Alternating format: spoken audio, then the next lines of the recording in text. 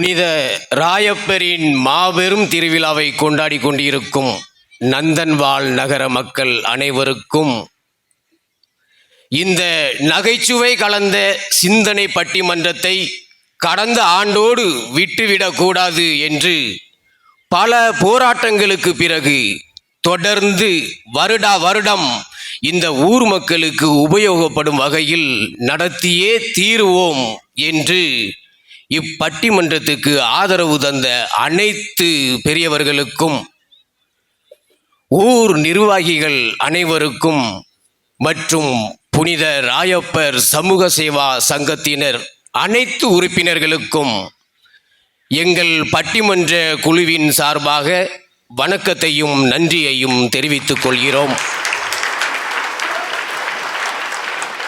மனித வாழ்க்கையில் பெரிதும் மேலோங்கி நிற்பது பணமா குணமா என்ற அழகான தலைப்பு. பணம் இருந்தா மனுஷன் உலகத்தில் எல்லாத்தையும் சாதிக்கலாம், எல்லாத்தையும் வாங்கலாம். குணத்தை வச்சு ஒரு ஊறுகாய் பாக்கெட்டு கூட வாங்க முடியாது. அப்படிதானங்க? அப்படித்தானங்க? ஆமாம், இதை நாம தான் சொல்லி தெரிய வைக்கணும் அப்படிங்க வேண்டிய அவசியம் இல்லை. ஏற்கனவே பல 100 ஆண்டுகளுக்கு முன்னாடியே பல அறிஞர்கள், பல கவிஞர்கள் பாடலாக கூட இதை பாடி வைத்துள்ளார்கள். ஆரிய கூத்தாடினாலும் தாண்டவ கோனே, காசு காரியத்தில் கண்வையிடா தாண்டவ கோனே. ஆரிய கூத்தாடினாலும் தாண்டவ கோனே, காசு காரியத்தில் கண்வையிடா தாண்டவ கோனே. முட்டா பயலை எல்லாம் தாண்டவ கோனே, சில முட்டா பயலை எல்லாம் தாண்டவ கோனே. காசு முதலாளி ஆக்குதடா தாண்டவ கோனே. ஆரிய கூத்தாடினாலும் தாண்டவ கோனே, காசு காரியத்தில் கண்வையிடா தாண்டவ கோனே அப்படின்னு நிறைய சொத்து எழுதி வச்சிருந்தாதான் அப்பா படத்தையே பெருசா ஹாலில் பிடிச்சி சுவத்துல மாட்டி சந்தனை போட்டு வச்சு மாலை போட்டு என்ன பெத்த தெய்வமே அப்படின்னு கும்பிடுறான். வெறும் குணத்தை சேர்த்து வச்ச அப்பாவுக்கு ஐயோ பாவம். ஊரில் 2 பொம்பளைங்க பேசிக்கிட்டாங்களாம். ஒரு அம்மா சொல்லியிருக்கு, என் புருஷன் குணத்தில் ரொம்ப கெட்டிக்காரடி, அப்படி ஒரு குணம், தங்கம்னா தங்கம், அப்படி ஒரு தங்கம். வீட்டில் யாருக்காச்சும் உடம்புக்கு சரியில்லைனா கூட ஹாஸ்பிட்டலுக்கு கூட்டிகிட்டு போடுறதுலேருந்து உடம்பு சரியாகிறது வரைக்கும் கூடவே இருந்து நல்லா பார்த்துக்கிறாண்டி, அப்படி ஒரு குணத்துக்காரர் அப்படின்ட்டு சொல்லுறா. அதுக்கு அந்த அம்மா, அப்போ நீ ரொம்ப கொடுத்து வச்சவடி, கொடுத்து வச்சவ நீ, இப்படி ஒரு அழகான கணவர் கிடைச்சதுக்கு நீ ரொம்ப கொடுத்து வச்சிருக்கணும் அப்படின்னு இருக்கிறா. அதுக்கு இவா, சும்மா இருடி, கொடுத்து வச்சவளாம் கொடுத்து வச்சவ, அவர் சம்பாத்தியத்தை வச்சு ஒரு டீ கூட வாங்க முடியலடி அப்படின்னாலாம். இப்படி குணம் இருந்தாலும் பணம் காசு இல்லைன்னா கட்டுன பொண்டாட்டி கூட கண்ணா பின்னாணி தான் பேசுவா. இதுதான் உண்மை. செய்க பொருளை என்றார் திருவள்ளுவர், பணத்தினை பெருக்கு என்றார் பாரதி. எங்கு போனாலும் பணம்தான் இந்த உலகை ஆளுகிறது. பணம் இல்லை என்றால் இந்த உலகம் உங்களை ஒரு நாளும் மதிக்காது. பணம் படைத்த வீட்டினிலே வந்ததெல்லாம் சொந்தம், பணம் இல்லாத மனிதனுக்கு சொந்தமெல்லாம் துன்பம் என்று கண்ணதாசன் எழுதி வைத்துள்ளார் என்பதை மறந்து விடாதீர்கள் மக்களே. ஆக பணம்தான் மனித வாழ்க்கையில் பெரிதும் மேலோங்கி நிற்பது என்று வாதாடுவதற்காக செல்வி மரிய ஜோஸ்லின் அவர்கள், திருமதி முத்துப்பிரகாசி அவர்கள் சின்ன டாக்டர், ஊசி போடுவதில் ஸ்பெஷலிஸ்ட், சிங்கப்பெண் திருமதி சுமதி தங்கராஜ் அவர்கள், இறுதியாக சிங்கப்பூர் புகழ் திரு லூயிஸ் அவர்கள் ஸ்பெஷலாக இதுக்குன்னிட்டே கூப்பிட்டு வந்திருக்கோம் இந்த பட்டிமன்றத்துக்கு, பெருமை சேர்க்கணும் அப்படிங்கிறதுக்காக. அப்போது மனுஷனுக்கு குணம் வேண்டாமா? பணத்தை மட்டும் வச்சு எல்லாத்தையும் பண்ணிடலாமா? துண்டு காகிதங்கள் ஆனதுங்க பணம். துண்டு காகிதங்களால் ஆனது பணம், பல உறவுகளால் ஆனது குணம். நிம்மதி இல்லாமல் உறங்க வைப்பது பணம், நிம்மதியாக உறங்க வைப்பது குணம். ஆசைகளை தூண்டுவது பணம், அன்பை வளரச் செய்வது குணம். பொய்யை கூட உண்மையாக்குவது பணம், நேர்மையை துளிரச் செய்வது குணம். வாழ்க்கையில் பணம் இல்லையேல் தகுதியான வாழ்க்கை இல்லை. ஆனால் வாழ்க்கையில் குணம் என்பது ஒன்று இல்லையேல் வாழ்கின்ற வாழ்க்கைக்கு அர்த்தமே இல்லை. அப்போ மனுஷனுக்கு குணம் வேண்டாமா? பணத்தை மட்டும் வச்சு எல்லாம் பண்ணிட முடியுமா? இந்த கேள்விக்கு விடை தெரியாமலே நம்மள பல பேர் அலைந்து கொண்டிருக்கிறோம். இந்த பரபரப்பான உலகில் ஒரு குழுவினர் பணத்தை தேடிக்கொண்டு குணத்தை இழந்து விடுகின்றனர். இன்னும் ஒரு சிலர் குணத்தோடு இருக்க வேண்டும் என்று நினைத்து கஞ்சிக்கு வழி இல்லாம சுத்திக்கிட்டு இருக்கிறோம். இந்த போராட்டமான வாழ்க்கை நிலைதான் இந்த தலைப்பு. ஆக குணத்திற்காக பேச திருமதி மலர் அவர்கள், இரண்டாவதாக மண்ணின் மைந்தன் சிறப்பு பேச்சாளர் திரு பீட்டர் அவர்கள், மூன்றாவதாக ஆக்ராவிலிருந்து இறக்குமதி செஞ்ச சாரதி அவர்கள், நான்காவது அகில இந்திய ஆடிட்டர் திரு ஆண்ட்ரூ அவர்கள். வாங்க கலக்குங்க. குணத்துக்காக முதல்ல திருமதி மலர் அவர்கள் பேச போகிறார்கள். வாங்கம்மா. மனித வாழ்வில் பெரிதும் மேலோங்கி நிற்பது பணமா குணமா? குணமே என்ற தலைப்பில் நான் பேச வந்துள்ளேன். சொல்லுங்க. நல்ல குணம் கொண்ட நம் நடுவர் அவர்களே, என்னை போல் குணம் கொண்ட எனது அணியை சேர்ந்தவர்களே, பணம் பந்தியிலே குணம் குப்பையிலே என்று கூறிக்கொண்டு ஏதோ பந்திக்கு வந்து அமர்ந்திருப்பது போல திருன்னு முழிச்சுக்கிட்டு. ஆமா, மொழிய பாருங்க, பாருங்களேன் எதிரணியை சார்ந்தவர்களே. ஆனா இதுல பாருங்க, நம்ம எதிரணியை சார்ந்தவர்கள் எல்லோரும் ரொம்ப நல்ல குணம் கொண்டவர்கள், தங்கமானவங்க. ஆமா, ரொம்ப தங்கம், நிஜமாவே தங்கமானவங்க. 28 கேரக்ட். நீங்க நம்பலையா? அவங்க முகத்துல எவ்வளவு மகிழ்ச்சி பாருங்க, தங்கமானவங்கன்னு சொன்னோன்னே. ஒரு 1000 ரூபாய் கொடுத்து, ஆளுக்கு 1000 ரூபாய் கொடுத்திருந்தா கூட இவ்வளவு மகிழ்ச்சி இருந்திருக்காது. கொடுப்பாங்கம்மா, இதுக்கும் கொடுப்பாங்க. 5000 ரூபாய் தாரேன் இருக்காங்க. நல்ல பாட்டி மட்டும் முடிஞ்ச பிறகுதான் தெரியும். நல்ல குணம் என்று சொன்னோடனே அவங்க முகத்துல அவ்வளவு மகிழ்ச்சி. பணம் என்பது வந்து ஒருவர் தேடி சென்றாதான் அடைய முடியும். ஆனா குணம் என்பது பிறவியிலே நம்மோட இருக்கும். ஆமா, கடைகள்ல கூட கிடைக்குது. பணம் என்பது நிலையாக ஒருவரிடம் இருக்காது. இன்று ஒருவர்கிட்ட இருக்கும், நாளைக்கு இன்னொருத்தட்ட போயிடும். ஆமா. ஆனா குணம் அப்படி இல்ல, என்னைக்குமே அவங்ககிட்ட தான் இருக்கும். பணம் படைத்த ஒருவனை கூட நல்ல குணம் வந்து நல்ல வழியில் நடத்தும். அவனுக்கு குணம் மாறாது. ஒரு நல்ல குணம் இருந்துச்சுன்னு வச்சுங்களேன், அவன் பணம் எவ்வளவு வச்சிருந்தாலும் அவன் நல்ல வழியில் நடப்பான். ஆமா. பணத்தால் மட்டுமே மகிழ்ச்சி கிடைக்கும் என்று நினைத்தால் இந்த உலகத்துல பணக்காரங்க மட்டும்தான் மகிழ்ச்சியா இருப்பாங்க. ஆமா. மகிழ்ச்சி பணத்தால் நிர்ணயிக்கப்படுவது இல்லை.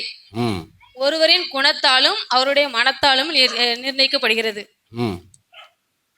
பணம் நம்ம இடத்துல சேர சேர அங்க நிம்மதி போயிடுங்க. ஆமா, பணம் வச்சுட்டு இருக்கவெல்லாம் உறக்கம் இல்லாம தானங்க அலைஞ்சிட்டு இருக்காங்க. பணம் நம்மகிட்ட சேர சேர நிம்மதி போயிடும். ஆமா. நிம்மதி இல்லாத இடத்துல மகிழ்ச்சி எங்க இருக்கும்? எங்க இருக்கும்? இங்க வந்து பணம் அதிகமா வேணும்னு அங்கலாய்ப்பு தான் அவங்ககிட்ட இருக்கும். ஆமா. இன்னும் அதிகமா பணம் சேர்க்கணும், சேர்த்த பணத்தை காப்பாத்தணும் அப்படின்னு சொல்லிட்டு என்ன பண்ணுவாங்க, வராத திருடனுக்காக வாசல்லே காத்துட்டு இருப்பாங்க. தூங்காம அப்படியே முழிச்சுக்கிட்டே இருப்பாங்க. இவங்க திருட மாதிரி முழிச்சிட்டு இருப்பாங்க. திருநி தானும் மகிழ்ச்சியா இல்லாம தன்னை சுற்றி உள்ளவங்களையும் மகிழ்ச்சியா இருக்க விட மாட்டாங்க. பாக்கெட்ல 10 பைசா இல்லாம பஸ்ல ஏறவன் 10 நிமிஷத்துல நிம்மதியா தூங்கிடுவான். கொரட்டை விட்டு தூங்குறான். ஆமா. ஆனா 10,000 ரூபாய வச்சுக்கிட்டு நம்மால் வர்ற வரத்தை பாக்கணுமே. ஐயோ, ஏதோ பசுக்கு சொந்தக்கார மாதிரியே திருநி முழிச்சிட்டே இருந்திருப்பானே. ஆமா, அதான் சொல்றேன்ல, இவன் தான் திருட மாதிரி முடிச்சிட்டு இருப்பான். பாவம். குறுன்னு ஒவ்வொருத்தரையா பாத்துட்டே இருப்பான். யார் வந்தாலும் பணத்தை திருடுற மாதிரியே ஒரு திருட மாதிரியே முடிச்சிட்டு இருப்பான். யாரையுமே இவன் என்ன பண்ண மாட்டான், நம்ப மாட்டான். இன்னைக்கு சூழ்நிலையில ஒரு நம்பிக்கை தன்மையை பணத்தால் வாங்க முடியாதுங்க. ஆமா. எப்படி பணத்தால மகிழ்ச்சி வாங்க முடியாதோ அவ்வாறு பணத்தால ஒருத்தரோட நம்பிக்கையை நம்மளால வாங்க முடியாது. முடியவே முடியாது. பணத்தாசை நம்பிக்கை இழப்பதற்கான முக்கிய காரணமாக இருக்கு. ம். ஆகவே பணத்தினால மகிழ்ச்சியும் கிடையாது, நிம்மதியும் இல்ல, ஒரு நம்பிக்கையும் கிடையாது, உறவுகள் எல்லாம் நம்ம விட்டு போயிடும். ஆமா. நடுவர் அவர்களே, நான் உங்கள்ட்ட ஒரு கொஸ்டின் கேட்கிறேன். கேளுங்க. நீங்க உங்களுடைய 4 தங்கைகளுக்கு மணமகன் பாக்குறப்போ அவங்க நல்ல குணமானு விசாரிச்சீங்களா, இல்ல நிறைய பணம் வச்சிருக்காங்கன்னு விசாரிச்சீங்களா? குணத்தை பார்த்தாம நாங்களாம் கட்டி கொடுத்தோம். பாத்தீங்களா? நீங்களே குணத்தை பார்த்துதான் உங்களோட தங்கச்சி என்ன பண்ணிருக்கீங்க, கல்யாணம் பண்ணி கொடுத்துருக்கீங்க. ஆமா. பணத்தை பார்த்து கல்யாணம் பண்ணி கொடுத்துருந்தீங்கன்னா நிம்மதி, உங்க தங்கையோட வாழ்க்கை நிம்மதியா இருக்காதுன்னு உங்களுக்கே தெரிஞ்சிருக்கு. ஆமா.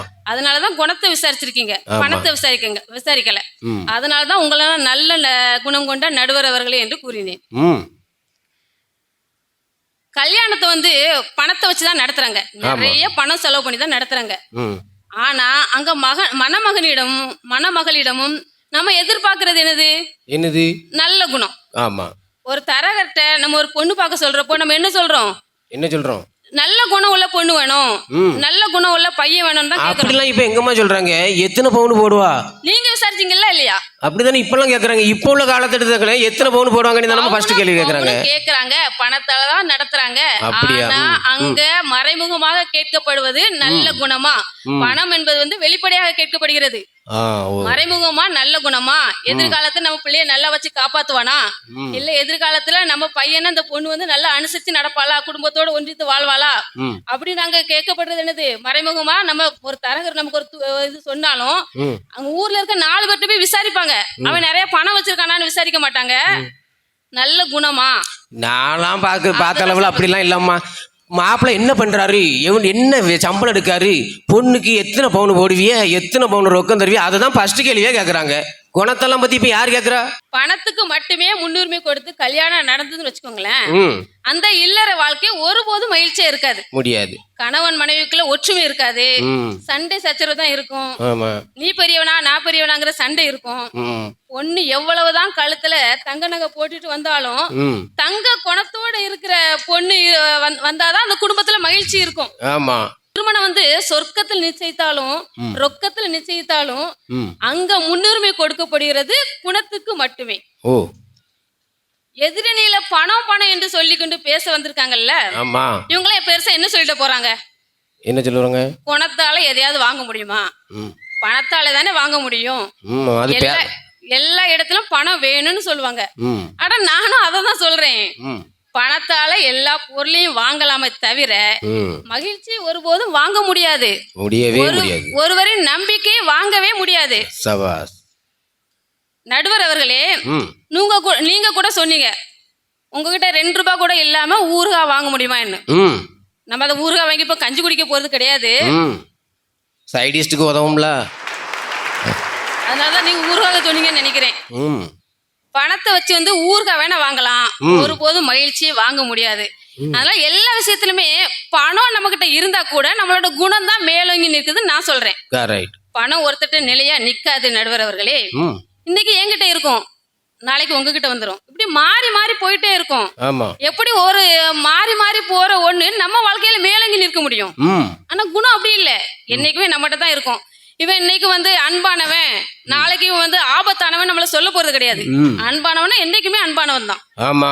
பணம் இருந்தாதான் மதிப்பு, பணம் கையில இருந்தாதான் அவன் இந்த உலகமே மதிக்கும்னு சொல்றாங்கல்ல. ஆமா. அவங்களுக்குலாம் நான் ஒண்ணு சொல்லுறேன், பணம் இருக்கிற வரைதான் மதிப்பு. அவன் இறந்த பிறகு யாரும் அவனை நினைச்சு கூட பார்க்க மாட்டாங்க. நீங்க கூட சொன்னீங்க சந்தன போட்டு வைக்கிறது பற்றிலாம் பேசிட்டு இருந்தீங்க. பணம் நம்ம கிட்ட இருந்தாதான் சந்தனம் போட்டு வைப்பாங்க. பணம் சேர்த்து வச்சிருந்தா அப்பாவுக்கு தான் சந்தனம் போட்டு வச்சு நல்ல மாலை போட்டு டெய்லி என்ன பெத்த தெய்வமே நீ கும்பிடுறாங்க. அது அவனோட பிள்ளைங்க மட்டும் தான் வைப்பாங்க, பணத்தை கொடுத்த நன்றி கடனுக்காக. அதுவும் கூட நல்ல குணம் அந்த பிள்ளைக்கு இருந்தாதான் அந்த சந்தன போட்டு கூட வைக்கும், இல்லன்னா அந்த சந்தன போட்டு கூட வைக்காது, போட்டோதுக்கு வீசிடும். ஆனா குணம் இருந்துச்சுன்னு வச்சுக்கோங்களேன், இன்னைக்கு மதிப்பு, பிறவில இருந்து அவனுக்கு மதிப்பு தான். எத்தனை வருஷம் ஆனா கூட அவனோட பெருமை சொல்லுவாங்க. இந்த இவரா ரொம்ப நல்லவர், ரொம்ப பயங்கரமானவர் சொல்ல மாட்டாங்க, ரொம்ப நல்லவர், வாரவங்கள்ட்ட ரொம்ப அன்பா இருப்பாரு, அள்ளி கொடுப்பாரு, உதவி செய்வாரு. ஒரு உதவின்னு போனா அவரோட மனசு தாங்காது, எல்லா உதவியும் செய்வாரு அப்படின்னு சொல்லிட்டு அவரை பற்றி புகழ்ந்து பேசுவாங்க. அதனாலதாங்க காமராஜர், நம்மளோட காந்தியடிகள் அவரை பற்றி பேசிட்டு இருக்காங்க. ஆமா. அவங்ககிட்ட பணமே இல்லையே. ஆமா, ஆடு மேய்ச்சிட்டு இருந்த சிறுவனை பார்த்து ஒரு நேரம் அவனுக்கு மதிய உணவு கொடுத்தா அவன் அந்த பையன் வந்து ஸ்கூல்ல வந்து படிப்பானே அப்படிங்கிற ஒரு நல்லெண்ணத்துக்காக காமராஜர் அந்த திட்டத்தை திறந்து வைத்தார். ஆமா நடுவர் அவர்களே. அதனாலதான் அந்த குணத்திற்காகத்தான் அந்த காமராஜர் ஐயா நம் மீது மண்ணின் மீது வைத்த அந்த குணத்திற்காகத்தான் அனைவரின் நெஞ்சிலும் அவர் இன்றும் வரை போற்றப்படுகிறார் என்றால் அதுதான் குணம். அதாவது அவங்க குணத்தாலேயே மேலோங்கி நின்றவர்களை தவிர பணத்தால் அவர்கள் புகழ் பரவல. மேலும் வந்து நான் ஒரு உண்மை நிகழ்ச்சி சொல்றேன். 2018 ஈரோட்ல ஒரு பஸ்ல நடந்த நிகழ்ச்சி. பஸ்ல பயணிகள் எல்லாரும் இறங்கி போன பிறகு கண்டக்டர் ஒருத்தர் வந்து என்ன பண்ணாரு, அந்த ஒரு சீட்டு கடியில ஒரு பை இருந்ததை பார்த்தாரு. அவருக்கு பார்த்தோன்னே இது என்னவா இருக்கும் அப்படின்னு சொல்லிட்டு அதை எடுத்து திறந்து பாக்குறப்போ அவருக்கு அதிர்ச்சி. அதுல நிறைய பணமும் நிறைய நகைகளும் இருந்தது. அவரோட மனசு உடனே தடுமாறல. இந்த பணத்தை அவர் யாருமே பார்க்கல. அந்த ஒரு பணத்தை எடுத்தது யாருமே பார்க்கல. இருந்தா கூட அவர் மனசு தடுமாறல. ஏன்னா அதுதான் குணம். அப்போ இந்த காலத்துலயும் சில நல்லவங்க இருக்கதான் செய்யறாங்க. எல்லா காலத்துலயுமே நல்லவங்க இருக்காங்க. நல்லவங்க இருக்கிறதுனாலதான் நிறைய நல்லது உலகம் நடக்குது. அப்போ உடனே அவர் என்ன பண்ணாரு, டிப்போ அதிகாரிகிட்ட கொண்டு போய் அதை கொடுத்து அவங்க மூலமா போலீஸ் ஸ்டேஷனுக்கு போய் அது பணம் யாரோட பணம், அந்த சீட்டை யார் உட்கார்ந்து இருந்தாங்கன்னு அடையாளம் காமிச்சு அதை உரியவர்கள்ட்ட சேர்த்தாரு. அப்ப அதை அவர் சேர்க்கிறப்போ அவருக்கும் மகிழ்ச்சி. கும்பிடணும் ஐயா, கும்பிடணும். இந்த மாதிரி மனுஷனுங்களை கும்பிடணும். பணத்தை தொலைச்சிட்டு அவங்க எவ்வளவு பதறி இருப்பாங்க.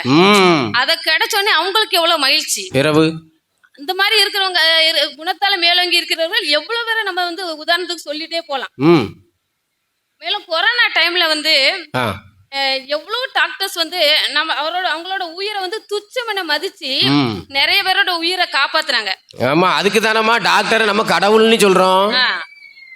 அவங்க வந்து பணத்துக்காக அதெல்லாம் பண்ணல. அவங்க தன்னோட உயிரை கூட பெருசா நினைக்கல. அவங்க நிறைய பேரை காப்பாத்துனாங்க. அங்க மனிதாபிமானம் மேலோங்கி நின்றது. தனக்கும் கொரோனா பரவும் அவங்களுக்கு நல்லாவே தெரியும். தெரிஞ்சும் தூங்காம கொள்ளாம சாப்பிடாம கொள்ளாம எவ்வளவு பேரை காப்பாத்துனாங்க. எவ்வளவு பேர் இருக்காங்க, எவ்வளவோ நல்ல டாக்டர் இருந்தாங்க. அங்க மனிதாபிமானம் தான் மேலோங்கி நின்றதே தவிர பணம் அங்க பேசப்படவே இல்லை. அப்புறம் மழை வெள்ளம் பேரிடர் காலத்துல எல்லாம் எவ்வளவு நல்ல குணம் கொண்டவர்கள் பாதிக்கப்பட்டவர்களுக்கு உதவி செய்யறாங்க. ஆமா, நாம செய்திகள்லயும் நியூஸ்லயும் பார்த்தோம்ல, தண்ணிக்குள்ள இறங்கிலாம உதவி செஞ்சாங்க. எவ்வளவு பேர் தன்னார்வ தொண்டர்கள் எவ்வளவு பேரு உதவி செய்யறாங்க. அவங்க பணம் யார்ட்டையும் எதிர்பார்க்கறது கிடையாது. உதவி செய்யணும், இன்னொரு உயிருக்கு நம்மளால முடிஞ்ச எல்லாமே செய்யணுங்கிறது அவங்களோட குறிக்கோள். அங்க குணம் தானே நிக்குது, அங்க பணம் இல்லையே. இல்ல, இது ஒரு உண்மை சம்பவம். உண்மைன்னா இப்போ ஒரு நிகழ்ச்சி ஒன்று சொல்றேன்.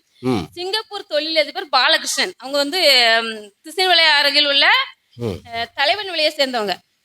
2024 சென்னையில மழை வெள்ளம் வரச்சுல அங்க மடிப்பாக்கம், போரூர் நிறைய ஏரியாக்கள்ல பாதிக்கப்பட்டவர்களுக்கு நிறைய தொண்டு உதவி செய்தார்கள். அந்த தொண்டு உதவி எப்படி நீங்க சொல்லலாம், எதிரணி இருக்கவங்க கூட சொல்லலாம் அந்த தொண்டு எப்படி செஞ்சாங்க, பணம் இருந்ததுனால தானே செஞ்சாங்கன்னு. பணம் இருந்தது எல்லாருமே செய்கிறது கிடையாது. பணம் இருந்ததுனால செய்யல, பணம் இருந்தும் தன்னிடம் அதை செய்ய வேண்டும் என்ற குணம் இருந்ததாலே. குணம் வேண்டும், குணம் இருந்தா மட்டும்தான் அதை பண்ண முடியும். குணம் இல்லைன்னா செய்ய முடியாதே. தான் அடுத்தவங்களுக்கு உதவ பண்ணுங்கிற குணம் இல்லைன்னா செய்யவே முடியாது. அவர் செய்யறப்போ அவர் தனியா வந்து இப்போ ஒரு பணத்தை வச்சு நம்ம ஒரு பொருளை வாங்கிட்டோம், பொட்டணும் போட்டுட்டோம், அதை கொண்டு எல்லாத்தையும் சேர்க்கணும்ல. அது தானே முளைச்சு ஓடிக்கிறதே பணம் இருக்குங்கிறதுக்காக. அதுக்கு நிறைய பேர் வேணும், நிறைய பேரோட உதவி வேணும். அதுக்கு தன்னோட படிச்ச மாணவர்களோட உதவியை வந்து அவர் எடுத்துட்டாரு. உதவிங்கிறத விட வந்து அவங்களும் ஆர்வத்தோட பண்ணாங்க. அதை எனக்கு நல்லாவே தெரியுது. ஏன்னா அந்த பாலகிருஷ்ணன் வந்து என்னோட படித்தவர், என்னோட கிளாஸ்மேட். ஆமா, +1 +2ல என் கூட படித்தவர். அங்க விநியோகம் பண்ணது எல்லாமே என் கூட படித்தவர்கள். ஆகவே நடுவர் அவர்களே, நான் ஒன்று கூறுகிறேன். பணம் என்பது நம் வாழ்க்கையில் இருக்கும், வரும் போகும், நிலையாக இருக்காது. மகிழ்ச்சியும் தராது, நிம்மதியும் தராது. அது மற்றவர்களை நம்பிக்கையில்லா தன்மையோடு தான் பார்க்கும். ஆனால் குணம் அவ்வாறு செய்யலை. அது ஒருவரிடம் நிலைத்து நிற்கும், அடுத்தவர்களுக்கு உதவி செய்யும், அடுத்தவர்களுக்கு அன்பை கொடுக்கும். மேலும் தன்னை போன்ற குணத்தை மற்றவர்களுக்கு பரப்புமே தவிர அது என்றைக்குமே மற்றவர்களுக்கு தீங்கு விளைவிக்காது. ஆகவே மனித வாழ்வில் மேலோங்கி நிற்பது பணம் அல்ல குணமே என்று கூறி என் வாதத்தை நிறைவு செய்கிறேன். நன்றி, வணக்கம். அருமை அருமை அருமை அருமை அருமையாக பேசி பல பாயிண்டுகளை சொல்லி அமர்ந்திருக்கிறார் திருமதி மலர் அவர்கள். இதை எதிர்த்து இப்படி ஒரு குணம் வேணுமா, இல்லை இந்த காலத்தில் குணத்தை வச்சு என்னங்க செய்ய, பணம் தான் பெருசு அப்படி நீ பேச செல்வி மரிய ஜோஸ்லின் அவர்கள் வாங்கம்மா பேசுங்க. நடுவர் அவர்களுக்கும் பணமே என பேச வந்துள்ள எனது அணியினருக்கும் குணமே என பேச வந்துள்ள எதிரணியினருக்கும் மேலும் ஊர் பொதுமக்கள் அனைவருக்கும் என்னுடைய முதற்கண் வணக்கத்தை தெரிவித்துக் கொள்கிறேன். நான் பேச வந்த தலைப்பு மனித வாழ்க்கையில் பெரிதும் மேலோங்கி இருப்பது பணமா குணமா என்ற தலைப்பில் மனித வாழ்க்கையில் பெரிதும் மேலோங்கி இருப்பது பணமே என பேச வந்துள்ளேன். ஐயா நடுவர் அவர்களே, சொல்லுங்க. இன்னைக்கு பார்த்தோம் அப்படின்னா பணம் தான் மனுஷனோட வாழ்க்கையில ரொம்ப முக்கியமான ஒண்ணா இருக்கு. ஆமா, கருவறையில இருந்து கல்லறை வரைக்கும் இன்னைக்கு பணம் தாங்க. பணம்ங்கிறது நம்ம பிறக்கும் போதே நம்ம கூட டிராவல் ஆகக்கூடிய ஒரு விஷயம். ஆமா. ஏன் அப்படி சொல்றேன்னா, குழந்தை பிறந்ததுக்கு அப்புறம் பெட் சர்டிபிகேட்னு ஒண்ணு வாங்குவோம். அந்த பெட் சர்டிபிகேட்டுக்கு கையெழுத்து போடுறதுக்கு காசு. ஆமா. குழந்தை 3 kg வந்திருக்காது, அதுக்குள்ள அதை கொண்டு போய் சேர்க்கணும் ப்ரீ கேஜி. நீங்க மலரக்கா, நீங்க வேணா போயிட்டு நான் ரொம்ப குணத்தோட இருக்கிறேன் எனக்கு பெட் சர்டிஃபிகேட் கொடுங்க அப்படின்னு சொன்னா தருவாங்களா? பணம் கொடுத்தாதான் கொடுப்பாங்க. சொல்லுங்க. கொஞ்சம் வளர்ந்தா ஸ்கூலு, இதுக்கு கட்டணும் ஃபீஸ், அதாவது பணம். ஸ்கூல் முடிச்சா காலேஜ், காலேஜ் முடிச்சா மேரேஜ். காசு இருந்தாதான் உனக்கு பிரஸ்டேஜ், இல்லன்னா நீ ஒரு வேஸ்டேஜ். டஸ்ட்பின்ல தூக்கி எரிஞ்சிருவாங்க. இன்னைக்கு வாழ்க்கை பணத்தால தான் தீர்மானிக்கப்படுறதை தவிர குணத்தால இல்ல நடுவர் அவர்களே. அதுக்கு ஒரு கதை சொல்றேன் கேளுங்க. சொல்லுங்க. நாக்பூர்ல ஒருத்தர் டீ கடை வச்சிருந்தாராம். சின்ன டீ கடையாம், யாருமே அந்த டீ கடைக்கு போக மாட்டாங்களாம். 1962ல அதே நாக்பூர்ல பில் கேட்ஸ் வந்தாராம். அவர் எவ்வளவு பெரிய பணக்காரர்னு எல்லாருக்கும் தெரியுங்க. ஆமா. அவர் வந்ததுனால அடுத்த நாள் கடை ஓடிச்சான், ஓஹோன்னு ஓடிச்சான். பில் கேட்ஸ்னா உலக பணக்காரர்ல முதன்மையானவர். அவரு வந்திருக்கிறாரு டீ குடிக்க. இதுல இருந்து என்ன தெரியுது நடுவர் அவர்களே, பணம் தான் வாழ்ந்த வாழ்க்கையில முக்கியமா இருக்கு நடுவர் அவர்களே. இன்னைக்கு கடவுளை பார்க்கனா கூட பணம் தான். உடனே சாமிய பார்க்கனா 2000, அரை மணி நேரத்துல சாமிய பார்க்கனா 1000, 5000 கொடுத்தா விஐபி பாஸ். ஆமா. ஒண்ணுமே இல்லன்னா வரிசையில தான் நிக்கணும் மணிக்கணக்கா. எப்படி பாருங்க நடுவர் அவர்களே. கோமணத்துல காசு இருந்தாதான் விவசாயி கோழி கூவும் போதே எந்திரிச்சு பாட்டு பாடுவான். ஆனா அவங்கிட்ட காசு இல்லனா அடுத்து என்ன செய்யன்னு யோசிச்சுட்டு இருப்பான் நடுவர் அவர்களே. அவங்க வந்து சொன்னாங்க திருமணத்தை பத்தி. திருமணங்கிறது சொர்க்கத்துல நிச்சயிக்கப்படுதுன்னு தான் எல்லாரும் சொல்லுவாங்க. ஆனா திருமணங்கிறது ரொக்கத்துல தான் நிச்சயிக்கப்படுது. அவங்க குணம் தானே பேச வந்தாங்க. ஆமா, தெரியாம சொல்லிட்டாங்கம்மா, மன்னிச்சிருங்க. இப்போ ஒரு பொண்ணு பார்க்க போறாங்கன்னு வச்சுக்கோங்க, என்ன கேட்பாங்க? பொண்ணு நல்ல பொண்ணுதான், நல்ல குணமான பொண்ணு அப்படின்னா நகை எதுவும் வேண்டாம்னு கட்டிப்பாங்களா? குணம் மட்டும் போதும்னு சொல்லிடுவாங்களா? நிறுத்துறீங்களா? அடுத்து என்ன போடுவாங்க? நகை எவ்வளவு போடுவாங்க? எவ்வளவு கொடுப்பாங்க? ஏன் நடுவர் அவர்களே நீங்களே சொல்லுங்க, ரொக்கம் வாங்காம திருமணம் பண்ணீங்களா? இல்ல, நான்லாம் ஃபர்ஸ்ட்ல எத்தனை பவுன் தருவீங்க அதை தான் பார்த்தேன். பொண்ணு தாலி கட்டத்துல தான்மா பார்த்தேன். ஃபர்ஸ்ட்ல ரொக்கத்தை தான் ஃபர்ஸ்ட்ல வாங்கினேன். கவிஞர் கண்ணதாசன் அழகா பாடியிருக்கிறாரு பாருங்க.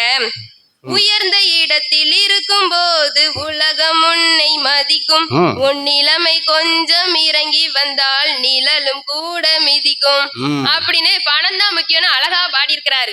அவர் வாழ்க்கையிலும் பணத்தை வச்சு ஒரு பிரச்சனை வந்துச்சு, சொல்றேன் கேளுங்க. அது என்ன? தீபாவளி நேரத்துல அவரு தீபாவளி கொண்டாடுறதுக்கு போதுமான அளவு பைசா இல்லையாம். சரி. அப்ப அவர் என்ன செஞ்சாராம், அவர் அண்ணன் கிட்ட போய் கேட்டாராம், அண்ணா பணம் இருந்தா கொஞ்சம் குடுன்னு சொன்னாராம். அவர் அண்ணா சொன்னாராம், என்கிட்ட இல்ல போ அப்படின்னு சொல்லிட்டாராம்.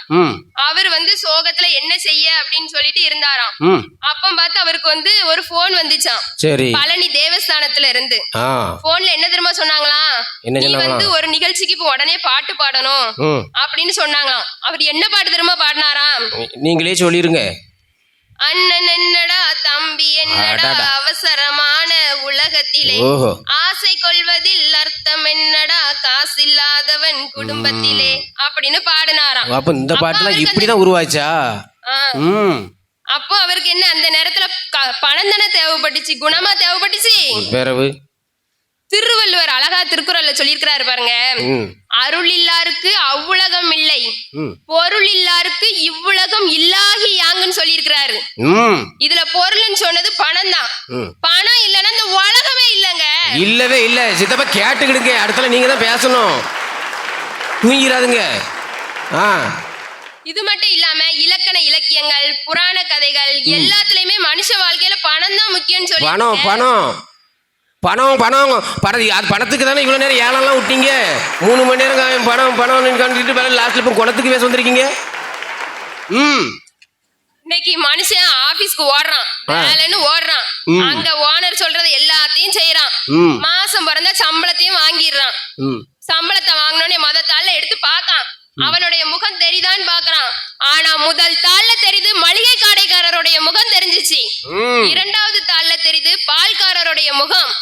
3வது தாள்ல தெரியுது ஹவுஸ் ஓனருடைய முகம். ம். இதுல இருந்து நமக்கு என்ன தெரியுது? மனித வாழ்க்கையில பணம் தான் அவசியம்னு தெரியுது. அப்படியே தெரியுது. காந்தி படம் யாருக்குமே தெரியலையா? நோட்ல காந்தி படம் தானே தெரியும். ஆ சொல்லுங்க. அவங்க சொன்னாங்க பணம் பந்தியில குணம் குப்பையில. ம். நானும் அததான் சொல்றேன், பணம் தான் என்னைக்கும் பந்தியில இருக்கும், குணம் இருந்தா யாரும் மதிக்க மாட்டாங்க நண்பர்களே. ம். காமுஷேரி இப்ப அதை அழகா பாடியிருக்கிறாரு பாருங்க. ம். பணம் பந்தியிலே ம். குணம் குப்பையிலே, ம். இதை பார்த்து அறிந்து நடக்காதவன் மனிதன் இல்லை, ம். பிழைக்கும் மனிதன் இல்லை. பணம் தான் பந்தி, குணங்கிறது குப்பை தான். ஆமா. இதை நம்ம அறிஞ்சலனா நம்ம மனுஷனே கிடையாது நடுவர் அவர்களே. கிடையவே கிடையாது. உலகத்திலேயே பொதுவான ஒரு மதம் இருக்கு. ம். என்ன மதம் தெரியுமா நடுவர் அவர்களே? என்ன மதம்? பசி. பசி. அருமை. பசிய போக்குறதுக்கே பணம் தான் தேவை. ம். உண்மையில நடந்த ஒரு சம்பவத்தை சொல்றேன். ம். புதுச்சேரியில கணவனை இழந்த ஒரு பெண், ம். அவளுக்கு 2 வயது குழந்தை 1, 4 வயது குழந்தை 1. ம். அவ எவ்வளவோ வேலைக்காக போராடி இருக்கா, யாருமே வேலை கொடுக்கல. ம். பசியோட வறுமை தாங்காம அந்த 2 குழந்தையும் கணத்துல வீசிட்டு தானும் குதிச்சிட்டாளாம். ஐயையோ. அருகில இருந்த எல்லாரும் சேர்ந்து ஓடி வந்து காப்பாத்தும் போது குழந்தை 2 இறந்து போச்சு. ஐயையோ. அந்த தாய் மட்டும் பொழைச்சாளாம். அட. அப்போ விசாரணை வரும்போது நீதிபதி கேட்டாராம், ம். ஏமா நீ பெத்தவதனமா, நீ கருணையே இல்லையா, இப்படி கொன்னுட்டியமா அப்படின்னு கேட்டாராம். ம். அந்த குழந்தை இப்படி துடிதுடிக்க கொல்றதுக்கு பதிலா ஒரு 10 ரூபாய்க்கு விஷத்தை வாங்கி கொடுத்து நிம்மதியா கொண்டிருக்க வேண்டியதனமா, இப்படி கொன்னுட்டியே அப்படின்னாராம். ம். அதுக்கு அந்த தாயோட பதில் என்னவா இருந்துச்சு தெரியுமா? அத கூட வாங்குறதுக்கு காசு இல்லைன்ட்டா.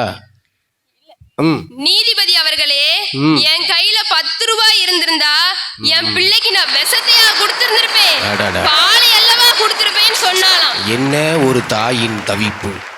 ஒருவருடைய உயிரை காப்பாத்துறதே இன்னைக்கு பணம் தாங்க. ம். பணம் இல்லனா சொந்த பந்தம் கூட நம்மள மதிக்க மாட்டாங்க. ஆமா. அதுக்கு ஒரு பழமொழி சொல்றேன் பாருங்க. ம். பட்டு போன மரத்திற்கு பறவைகளும் வருவதில்லை, ம். பணம் இல்லாதவன் வீட்டுக்கு உறவுகளும் வருவதில்லை. இது உண்மைதானே நடுவர் அவர்களே? ஆமா, உண்மைதான். இன்னைக்கு நம்ம ஒரு விசேஷ வீட்டுக்கு போறோம் அப்படின்னா கழுத்துல காதுல என்ன போட்டிருக்காங்கன்றத பார்த்துதான் நமக்கு மதிப்பு மரியாதையே. அதை பார்த்துட்டு தான் உங்களை உள்ளே விடுவாங்க முதல்ல. ஆமா, இல்லன்னா கண்டுக்க கூட மாட்டாங்க. ஒன்னும் போடாத ஆளுகளை வாட்ச்மேன் விட்டு விரட்டுவாங்க. ஆமா. இதுக்கு ஒரு கதை சொல்றேன் பாருங்க. அண்ணன் தம்பி 2 பேர் இருந்தாங்களாம். அண்ணன் நல்ல பணக்காரனாம், தம்பி ஏழையாம். என்ன பண்ணாங்கன்னா அண்ணனோட மகனுக்கு கல்யாணமா. சரி. இவர் என்ன செஞ்சாரு? தம்பிய கூப்பிட்டுருப்பாரு, இல்ல கூப்பிடல. என்ன நினைச்சாருன்னா அதுக்கு அடுத்த தெருவுல உள்ள பணக்காரரை கூப்பிடணும்னு நினைச்சாராம். சரி. ஆனா கூப்பிடையும் மறந்துட்டாராம். திருமணம் நடக்கு, கோடீஸ்வரரும் வராரு, இவருடைய தம்பியும் வராரு. 2 பேரையும் கூப்பிடல. கோடீஸ்வரர் வராராம், இவர் சொல்றாராம், ஐயோ நான் மறந்துட்டேன் அப்படின்னு சொல்றாராம் அவங்கள கூப்பிட. அதுக்கு கோடீஸ்வரருடைய பதில் என்ன தெரியுமா? அதுக்கு என்னப்பா, நம்ம வீடு தானே அப்படின்னாராம். இப்படி வரவேற்பு. அடுத்து வந்தாராம் தம்பி, அவருக்கு சொன்னாராம், எங்க சோறு போட்டாலும் போயிருவான் போல அப்படின்னு சொன்னாராம். அவர் குணத்தை வச்சு வந்தாரு. ஆனா இவர் என்னன்னு சொன்னாரு பாத்தீங்களா? இன்னைக்கு பாக்குறது பணத்தை தாங்க. இதாங்க அண்ணே தம்பி பாசம் இப்ப உள்ள காலத்துல. ரத்த சொந்த உறவு காசு இல்லாம வந்தா ஏன் வந்தான்னு கேக்குற அளவுக்கு இருக்கு. அப்படிதான் இருக்கு. இதே பணக்காரன் கூப்பிடாம வந்தா என்ன இருந்தாலும் பெரிய மனுஷன் தாங்க. எப்படி நடுவர் அவர்களே? அதான் பெரிய மனுஷன் தனி மரியாதை. ஆமா. இன்னைக்கு உலகத்துல எல்லாரும் ஓடிட்டு தான் இருக்காங்க. பணக்காரன் வயித்த குறைக்க ஓடுறான், ஏழை வயித்த நிறைக்க ஓடுறான். பரீட்சையில ஒரு கேள்வி கேட்டிருக்கு, 10 மார்க்குக்கு 10 பாயிண்ட் எழுதணும். என்ன கேள்வி தெரியுமா? என்ன? கோயம்புத்தூர் ஏன் தென்னிந்தியாவின் மான்செஸ்டர் என்று அழைக்கப்படுகிறதுன்னு கேட்டிருக்காங்க. அதுக்கு மாணவன் எழுதணும் 10 பாயிண்ட். அப்பதான் எனக்கு 10 மார்க் கிடைக்கும். அவன் எழுதுறான், இங்கு பருத்தி விளைகிறது, நூல் மென்மையா இருப்பதற்கு குளிரான சீதோசனை நிலவுகிறது, அதிகமான முதலீட்டாளர்கள் இருக்காங்க, அதிகமான விவசாயிகள் இருக்காங்க, ஏற்றுமதி செய்யறதுக்கு சாலை வசதி இருக்கு, போக்குவரத்து வசதி இருக்கு, ஏன் வெளிநாட்டுக்கு பொருளை விரைவா கொண்டு போனா வானூர்தி வசதி கூட இருக்கு. ஆனா நம்ம ஆளு கடைசியா பாயிண்ட் அடிச்சான் பாருங்க, இங்கு வேலையோ அதிகம் கூலியோ குறைவு, ஆனாலும் வேலை செய்யறான் அப்படின்னா அங்க தேவை பணம் தாங்க. தான் ஒரு நல்லவன் அப்படிங்கறத மத்தவங்களுக்கு காட்டணும்னா கூட பணம் தான் தேவைப்படுது நடுவர்களே. வாழ்க்கையோட ஒவ்வொரு அம்சமும் பணம் தான். பெட்டில பணம் இல்லனா பெத்த புள்ளைய சொந்தம் இல்லையா? இது உண்மைதானே நடுவர்களே? இது உண்மைதான். கருவறையில இருந்து கல்லறை வரைக்கும் சில்லறை தேவைப்படக்கூடிய காலகட்டத்துல தான் நாம இருக்கோம். பணம்ங்கிறது உலக பிரச்சனை நடுவர் அவர்களே, குணங்கிறது தனி மனித பிரச்சனை. எனவே நடுவர் அவர்களே, மனித வாழ்க்கையில மேலோங்கி இருக்கிறது பணமே பணமே என கூறிக்கொண்டு எனது உரையை நிறைவு செய்கிறேன். நன்றி, வணக்கம். அருமை அருமை அருமை. அதிக பாயிண்டை எடுத்து கொடுத்து விட்டார். இதை எதிர்த்து இனி குணத்துக்காக பேச மண்ணின் மைந்தன் திரு பீட்டர் அவர்கள் வாங்க. மனித வாழ்க்கையில் பெரிதும் மேலோங்கி நிற்பது குணமே என்ற தலைப்பில் உங்கள் முன் நான் பேச வந்திருக்கிறேன். நடுவர் அவர்களே, நமது வாழ்க்கையில் பணம் என்பது எப்படி வந்தது? ஒவ்வொரு மனிதனுக்கும் பிறப்பினால் வந்தது பணம் அல்ல, சார்ந்ததல்ல. நமது பிறப்பினால் நமது பெற்றோரின் குணம்தான் முன்னிலையில் இருக்கும். அதோடு ஒரு குடும்பத்தின் குணம்தான் பின்வரும் தலைமுறைக்கான ஆதாரத்தை கொடுக்கிறது. இதில் எங்கிருந்து வந்தது அந்த பணம் என்று அனைவரும் அறிந்தது. கரெக்ட். குணம்தான் தேவை மனுஷனுக்கு. நடுவர் அவர்களே, சகோதரி சொல்லிட்டு போறாங்க, கருவறையில இருந்து கல்லறை வரைக்கும் காசு வேணுமா? அந்த கல்லறைக்கு போனோம்னா 4 பேர் தயவு வேணும். அந்த தயவு வேணும், அந்த குணம் வேணும். கல்லறைக்கு போய் சேர முடியும். 4 பேர் தூக்கி சமக்கிற கொண்டு போறதுக்கு அந்த குணம் வேணும். அப்பதான் உங்களை தூக்கிட்டு போக முடியும். அத முதல்ல அவங்களுக்கு எடுத்து சொல்லுங்க. டிஸ்கஸ் பண்றாங்க. இத பத்தி என்ன அடுத்தால பேசுவாங்க. என்னுடைய வாழ்க்கையில நான் சந்தித்த ஒரு உண்மை சம்பவம் சொல்லுங்க. சென்னையில ஒரு பிரபல ஹோட்டலுக்கு நான் சாப்பிட போயிருக்கிறேன். அதுவும் என்னுடைய கடையில வேலை செஞ்ச என்னுடைய பணியாளர்கள் கூட போயிருக்கிறேன். சாப்பிட்டோம், நல்லா சாப்பிட்டோம். ஏதோ நல்லா மூக்கு முட்டை சாப்பிட்டுட்டு சரி, அப்புறம் சரி 3 பேரும் சாப்பிட்டாச்சு. சரி சாப்பிட்டாச்சு, பில்லை கொடுத்துட்டு வீட்டுக்கு போவோம் அப்படின்னு சொல்லிட்டு பில்லை கொடுக்கலான்ட்டு போகும்போது சரி பாக்கெட்ல பார்த்தா என்னட்ட பணம் இல்லை. ஐயோ, மாவாட்டிட்டீங்களா? ஆமா, நான் பணம் எடுக்கிறதுக்கு மறந்து போயிட்டேன். மாவாட்ட விட்டாங்களா? பணம் எடுக்கிறதுக்கு மறந்து போயிட்டேன். இப்படி ஒரு சம்பவத்துல அப்படியே நின்று முழிச்சுட்டு இருக்கிறேன். என்னடா பண்றது, இது போல ஒரு தர்ம சங்கடத்துல வந்து மாட்டிக்கிட்டோமே, என்ன பண்றதுன்னு தெரியல. நம்மகிட்ட வேலை செஞ்சவன் பெரிய புலி பத்திலா, அவன் ஐயோ இவரு நம்மள மாவட்ட விட்டுருவாரு போல, ஐயோ மாவட்ட விட்டுருவாரு, நம்மள மாவட்ட விட்டுட்டு இவரு கிளம்பிடுவாரு அப்படின்னு எனக்கு அவனுக்கு கீழோடி போய் அவன் வெளியே கிளம்பி போயிட்டான். ஐயோ, நான் அந்த நேரத்துல பரிதவிச்சுட்டு போய் அப்படியே என்னடா பண்றது, இது போல ஒரு தர்ம சங்கடமா ஆகி போச்சா அப்படின்னு சொல்லி உட்கார்ந்துட்டு இருக்கிறேன். ஆ. அப்போ எனக்கு எதிரில் ஒரு நண்பர் சாப்பிட்டுட்டு இருக்கிறாரு. ம். அவர் நான் முழிச்சிட்டு இருந்ததை பார்த்துட்டு, தம்பி இங்கே வாங்க, ம். நீங்கள் முழிக்கிறத பார்த்தா உங்கள் பாக்கெட்டில் பணம் இல்லாத போதல் தெரியுது. ம். எதுவாக இருந்தாலும் என்கிட்ட சொல்லுங்க, ம். என்ன விஷயம் அப்படின்னு சொல்லி கேட்டார். ம். அண்ணே, காசு இருக்குதுன்ட்டு நினச்சி வந்துட்டேனே பெரிய ஹோட்டலை பார்த்து. அந்த டைம்ல இந்த கூ பே ஓ பே ஏ பே அது வேற இல்ல அந்த டைம்ல. ம். இது போல ஆகி போச்சு. காசு எடுத்துட்டு வர மறந்துட்டேன். ஆ. சரி, அதனால என்ன தம்பி இருக்குது, இதனால ஒன்றும் பிரச்சனை இல்லை, உங்க பில்லை கொடுங்க, நான் அந்த தொகையை நான் கொடுத்துட்றேன். அது எந்த ஏரியாங்க? அந்த கொஞ்சம் அட்ரஸையும் சொல்லுங்க, நாங்களும் எங்களுக்கும் அப்பப்போ யூஸ் ஆகும்ல. எனக்கே அவர் யார் எவருன்னு தெரியாத ஒரு நபர். இப்படி ஒரு ஆள்கள் தங்கமான குணசாலியான மனிதனை அந்த ஹோட்டலில் நான் சந்தித்தேன்.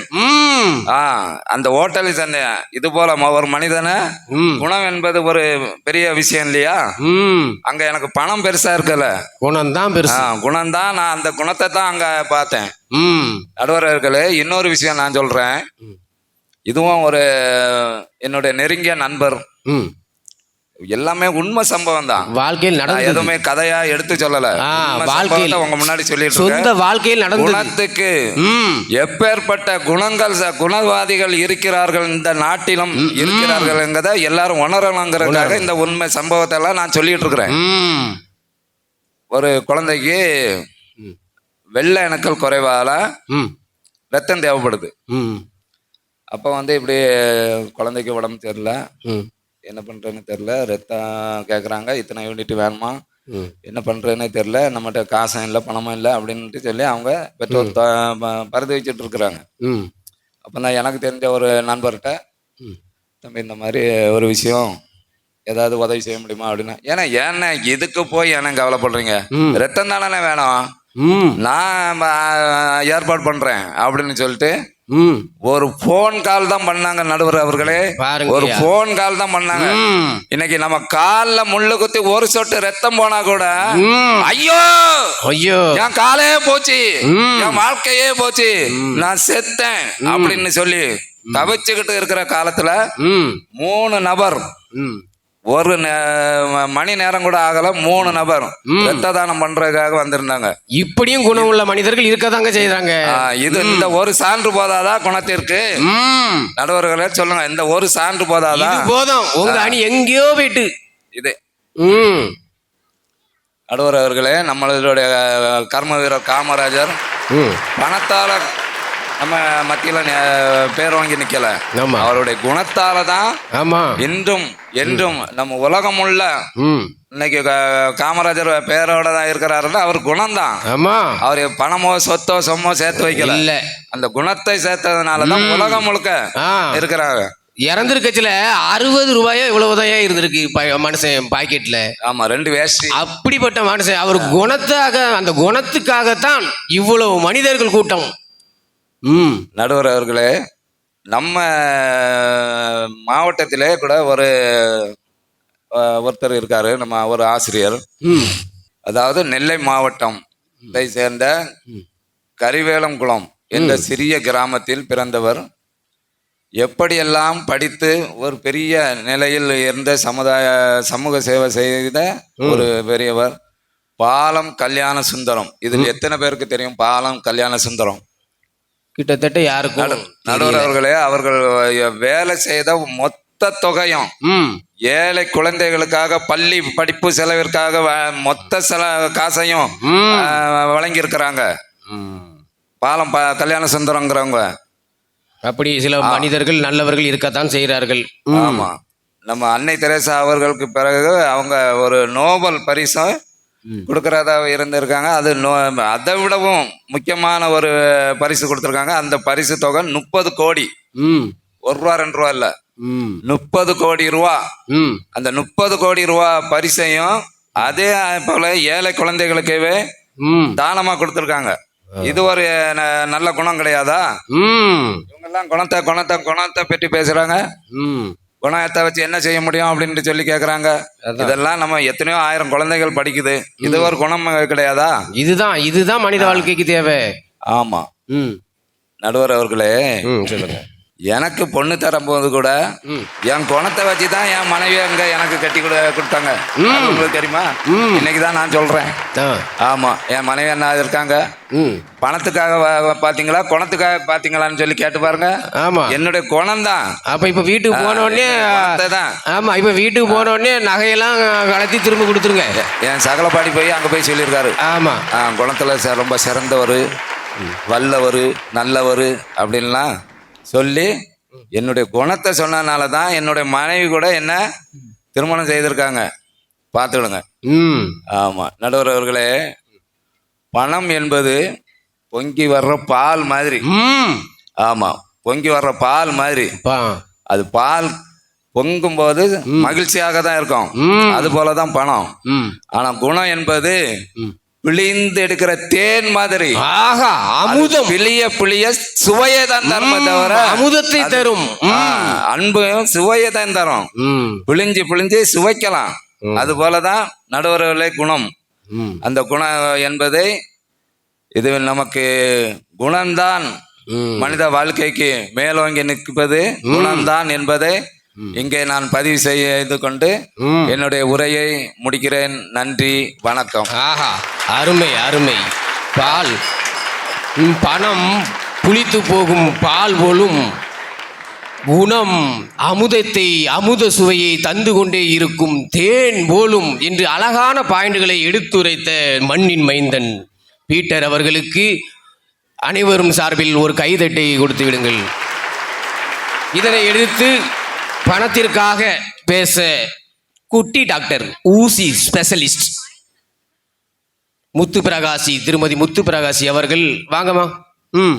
இரவு வானை அழகு செய்யும் விண்மீன்களைப் போல இக்கூட்டத்தை அழகு செய்யும் உங்கள் அனைவருக்கும் என் இனிய மாலை வணக்கம்.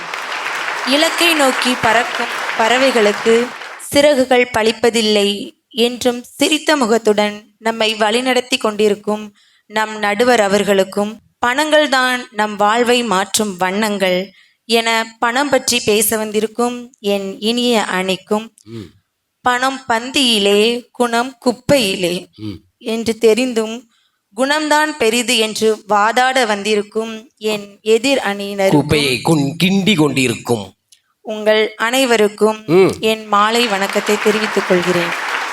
பணம் பணம் என்றால் என்ன? மணி, துட்டு, காசு, பணம், மணி, துட்டு. வேற? பணம் என்பது ஒரு முக்கிய கருவியாகும். இது கலாச்சார அடையாளம், ஒரு சமூகத்தின் பொருளாதார அமைப்பின் ஒரு அங்கம். பணம் இல்லாத உலகை கற்பனை செய்வது கடினம், அப்படிதானே? ஆமா. பணம் என்பது எல்லாவற்றிற்கும் ஆசை, எல்லாத்துக்குமான ஆசை. குயில் பாடுவது காக்கைக்கு ஆசை, மயில் ஆடுவது வான்கோழிக்கு ஆசை. மேக்கப்பே போடாம பசங்களா பிறந்திருக்கலாமோன்னு நம்ம பெண்களுக்கு ஆசை. ஆமா. நடுவர் அவர்களே, குணம் குணம்னு எனக்கு முன்னாடி 2 பேர் பேசினாங்க. எப்பா என்ன பேச்சு, என்ன பேச்சு! என் காதுக்குள்ள போய் என் காது சவு கிழிஞ்சு போச்சு. இப்ப நான் ஹாஸ்பிட்டல் போகணும். 1000 ரூபாய் இருந்தாதான் என்னால போக முடியும். பெருங்கை வீசிட்டு போனா என்னைய டாக்டர் பாப்பாங்க, வெளியே போன்றுவாங்க. எப்படி இல்ல, நம்ம மலரக்கா சொல்றாங்க 1000 ரூபாய் கொடுத்தா கூட சிரிப்பு வராதான் எங்க அணிக்கு.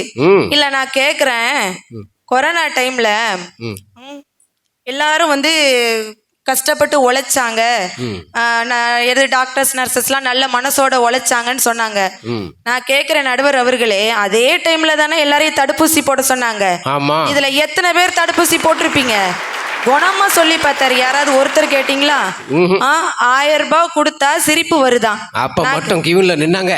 நான் கேக்குறேன், மகளிர் உதவித்தொகை 1000 ரூபான்னு சொன்னாங்க. உடனே ஒருத்தர் வீட்டுல இல்ல, எங்க பக்கத்து வீட்டுல ஒரு அம்மா வந்திருக்காங்க, லைன்ல நிக்கிறாங்க. என்னம்மா எங்க வந்து நிக்கிறீங்களேன்னு கேக்குறேன். 1000 ரூபாய் பணம் தராங்கல்ல, அதான் வந்திருக்கேன். சரி, 1000 ரூபாய் பணம் தராங்க, உங்க வீட்டுல 2 பேர் தானே பெண்கள் இருக்கீங்க அப்படின்னு. அந்த அம்மா சொல்றாங்க, 3 மாச கை குழந்தையும் பெண் குழந்தை தானேன்னு. சரி, ஓகே, சரி பெண் குழந்தை இப்பவே ஆரம்பிக்கிறாங்கன்னு நினைச்சேன். 4வது ஒரு மனுஷன் நிக்கிறான். கேக்குறேன் யாரப்பா இது அப்படின்னு சொல்லி. ஏன் புருஷன் வேற யாரு, பரதா போட்டு கூட்டு வந்திருக்கேன் பாருங்க. அந்த 1000 ரூபாய் எந்த அளவுக்கு கொண்டு போகுதுன்னு பாருங்க. பணம் தான் அவளுக்கு வேலை செய்யுது. அப்புறம் என்ன சொன்னாங்க மலரக்கா, 10,000 ரூபாய் வச்சிருக்கிறவன் துருன்னு முழிப்பானாம் பஸ்ல போகும்போது. 10 ரூபாய் டிக்கெட் எடுத்தவன் ஹாயா தூங்கிட்டு போவானா. 10,000 ரூபாய் வச்சிருக்கிறவன் வீட்டுக்கு போகும்போது பொண்டாட்டிக்கு வாங்கிட்டு போவான். 10 ரூபாய் வச்சிருக்கவன் டிக்கெட் எடுத்துட்டு வீட்டுக்கு போகும்போது மனைவி கிட்ட அறுப்பு தான் வாங்குவான். அங்க என்ன இருக்கும்னு நினைக்கிறீங்க? சந்தோஷமா இருக்கும். மகிழ்ச்சி மகிழ்ச்சி மகிழ்ச்சி. என்னமோ மகிழ்ச்சிய வாங்கவே முடியாதாமே கடையில போய். அப்படியா நடுவர் அவர்களே? கடையில போய் வாங்க முடியாதா? எங்க தங்க நகைக்கு கடைக்கு போனோம்னு வச்சுக்கோங்களேன், அங்க வரும் பாருங்க மகிழ்ச்சி. வீட்டுக்காரு 1 கிராமுக்கு தங்கம் எடுத்தார சொல்லும் போது 2 பல்லு தெரியும். 2 கிராம் ஆகும்போது 4 பல்லு தெரியும். 1 பவுன்னு சொல்லும் போது 32 பல்லும் தெரியும். யாருக்கு? மனைவிக்கு. அங்க மகிழ்ச்சி வருமா வராதா? மகிழ்ச்சி அப்ப மட்டும் மகிழ்ச்சியை நல்லா சிரிப்பாங்க. அப்ப அந்த மகிழ்ச்சியை வாங்க முடியுமா முடியாதா? நடுவர் அவர்களே, குடும்ப உறவுகள்ல மகிழ்ச்சி தான் மெயின்னு சொல்றாங்க. நானும் அந்த மகிழ்ச்சியோட ஒரு கதை கேட்டேன். சொல்லுங்க. ஒருத்தர் தான் மனைவி கிட்ட போய், அன்பே உயிரேன்னாரு. என்னடா என்னைக்கில்லாத அதிசயமா இன்னைக்கு இந்த பைத்தியம் முத்தி போய் தெரியுதேன்னு சொல்லி அந்த மனைவி கேட்டிருக்காங்க. அன்பே, இந்த மாசம் 10,000 ரூபாய்க்கு பதில் சம்பளத்துக்கு பதிலா உனக்கு 10,000 முத்தம் தரலான்னு இருக்கேன். எப்படி 10,000 முத்தம்? உடனே அந்த அம்மா, ஒன்னும் பிரச்சனை இல்லைங்க, நாளை காலையில பால்காரன் வருவான் 2,000 முத்தம், மளிகை கடைக்காரன் வருவான் 2,000 முத்தம், வீட்டு ஓனர் வருவான் 4,000 முத்தம், போதுமாங்கன்னு கேட்டான். அங்க மகிழ்ச்சி எங்க இருக்கும்? 10,000 ரூபாய் எடுத்து வச்சுட்டு போய்கிட்டே இருந்தான். அப்போ அங்க பணம் தான் நடுவர் அவர்களே பெருசா இருக்கு. நடுவர் அவர்களே, இப்போ ஒரு அப்பா தன் குழந்தைகளுக்காக சொத்து சேர்த்து வைக்கிறாரு. அவர் 5 கோடி சேர்த்து வச்சுட்டு செத்து போயிடுறாரு. வருஷம் நினைவஞ்சலி செலுத்துவாங்க. அதே 5 கோடி கடன் வச்சுட்டு போயிட்டாருன்னா அவரோட நிலைமை என்ன நினைக்கிறீங்க நடுவர் அவர்களே? பிச்சைக்கார பையன், கடன்காரன், எங்களை இப்படி நட்டாத்துல விட்டுட்டு போயிட்டானே அப்படின்னு சொல்லி புலம்பிதான் தீப்பாங்க. அங்க குணமா நடுவர் அவர்களே பெருசா இருக்கும், பணம் தான் பெருசு. முதல்ல அதை தான் பேசுவாங்க. நடுவர் அவர்களே, மலரக்கா சொன்னாங்க உங்க 4 தங்கச்சிகளுக்கும் நல்ல குணம் மாப்பிள்ளையா கல்யாணம் பண்ணி கொடுத்தாங்கன்னு. ஏன் மலரக்கா, உங்களுக்கு அப்ப நல்ல குணம் மாப்பிள்ளை இல்லையா? பணத்துக்காக தான் கல்யாணம் பண்ணி கொடுத்தாங்களா? ஏன் உங்க வாழ்க்கையை நீங்க பதிலா சொல்லியிருக்கலாமே. அப்புறம் சொன்னாங்க, காமராஜர் சத்துணவு திட்டத்தை குணமா சொன்னாராம். எனக்கு கூட தான் ஆசை, இவ்வளவு கூட்டம் தூங்காம உட்காந்துருக்காங்க, எல்லாருக்கும் காஃபி வாங்கி கொடுக்கணும்னு. பெருங்கை முளம் போடுமா? போடுமா நடுவர் அவர்களே? பணம் வேணும். என் கையில இப்ப பணம் இருந்தாதான் இவங்களை நான் மகிழ்ச்சி படுத்த முடியும். அப்ப அவருக்கு பணம் இருக்க போய் தானே அந்த சத்துணவு திட்டத்தை அவர் அமல்படுத்த முடிஞ்சது. அப்ப அதுக்கு முதல் காரணம் என்ன? பணம். உதவி செய்யும் மனப்பான்மை. என்ன, அந்த புயல்லையும் சூறாவளியிலும் சிக்கி தவிச்சவங்களுக்கு உதவி செய்யும். சும்மா போய் நின்னா உதவி செஞ்சிட முடியுமா? சும்மா மூஞ்ச பார்த்தா உதவி செஞ்சிட முடியுமா? அவங்க என்னத்தை எதிர்பார்ப்பாங்க? நீ என் மூஞ்ச பார்க்கறதுக்கா வந்திருக்கன்னா எதிர்பார்ப்பாங்க நடுவர் அவர்களே. அவர்கள் சாப்பாடு ஏதாவது கொண்டு வந்திருக்கீங்களா, துணிமணி கொண்டு வந்திருக்கீங்களான்னு. அதுக்கு முதல் காரணம் பணம். பணம் இருந்தா மட்டும்தான் நடுவர் அவர்களே முடியும். அந்த பொருட்கள் எல்லாம் வாங்கி கொண்டு போக முடியும். நடுவர் அவர்களே, இப்ப இங்க இருக்கிற இளைஞர்கள் 2K கிட்ஸ் வேலைக்கு போற பொண்ணை பார்த்து தான் கல்யாணம் பண்ணணும்னு நினைப்பாங்க. ஏன் தெரியுமா? குணத்தோட இருக்கிற பொண்ணை கல்யாணம் பண்ணி நம்ம கூட வச்சுக்கிறத விட பணத்தோட இருக்கிற பொண்ணை கல்யாணம் பண்ணி நாம அங்க போய் செட்டில் ஆயிரணும்னு தான். சும்மா இல்லைங்க நடுவர் அவர்களே, விஷயம் இருக்கு. ஹேண்ட்பேக்கா நான் இருந்தா உன் தோல் இல்லைன்னா தொங்கிடுவேன், கம்மலா நான் இருந்தா உன் காதோரம் ஒர்சிடுவேன், என் வீட்டு குத்து விளக்கு நீ கிடைச்ச என் வாழ்க்கை கெத்து, நீ கிடைச்ச என் வாழ்க்கை கெத்து. சும்மாவா பாடுனா? விஷயம் இருக்கு நடுவர் அவர்களே. பணத்துக்கு டப்பு அப்படின்னு ஒரு பெயர் இருக்கு, உங்க எல்லாருக்குமே தெரியும். அதாவது இதயம் லப்டப் லப்டப் அப்படின்னு துடிச்சா அது சிங்கிள், அதுவே டப் டப்பு டப்பு டப்புன்னு துடிச்சா அது கமிட்டடு. ஒருத்தங்கிட்ட போய், நடுவர் அவர்களே நான் உங்ககிட்டே கேட்குறேன், கடவுளா பணமா எது பெருசு? கடவுள். நடுவர் அவர்களே, பணம் தான் பெருசு. எப்படி? ஏன்னு கேளுங்க. ம் ஒரு 100 ரூபாய் கொடுத்து பூக்கடைக்காரன் கிட்ட போய் மாலை, அவன் தர மாலையை வாங்கி நான் கடவுள்கிட்ட போடுறதை விட பூசாரி கையில 100 ரூபாய கொடுத்து அவன் தர மாலையை வாங்கி நான் போடுறதுல தானே பணம் பெருசா இருக்கு. ஓ, இப்படி ஒரு அர்த்தம் இருக்கோ? ஆமா நடுவர் அவர்களே.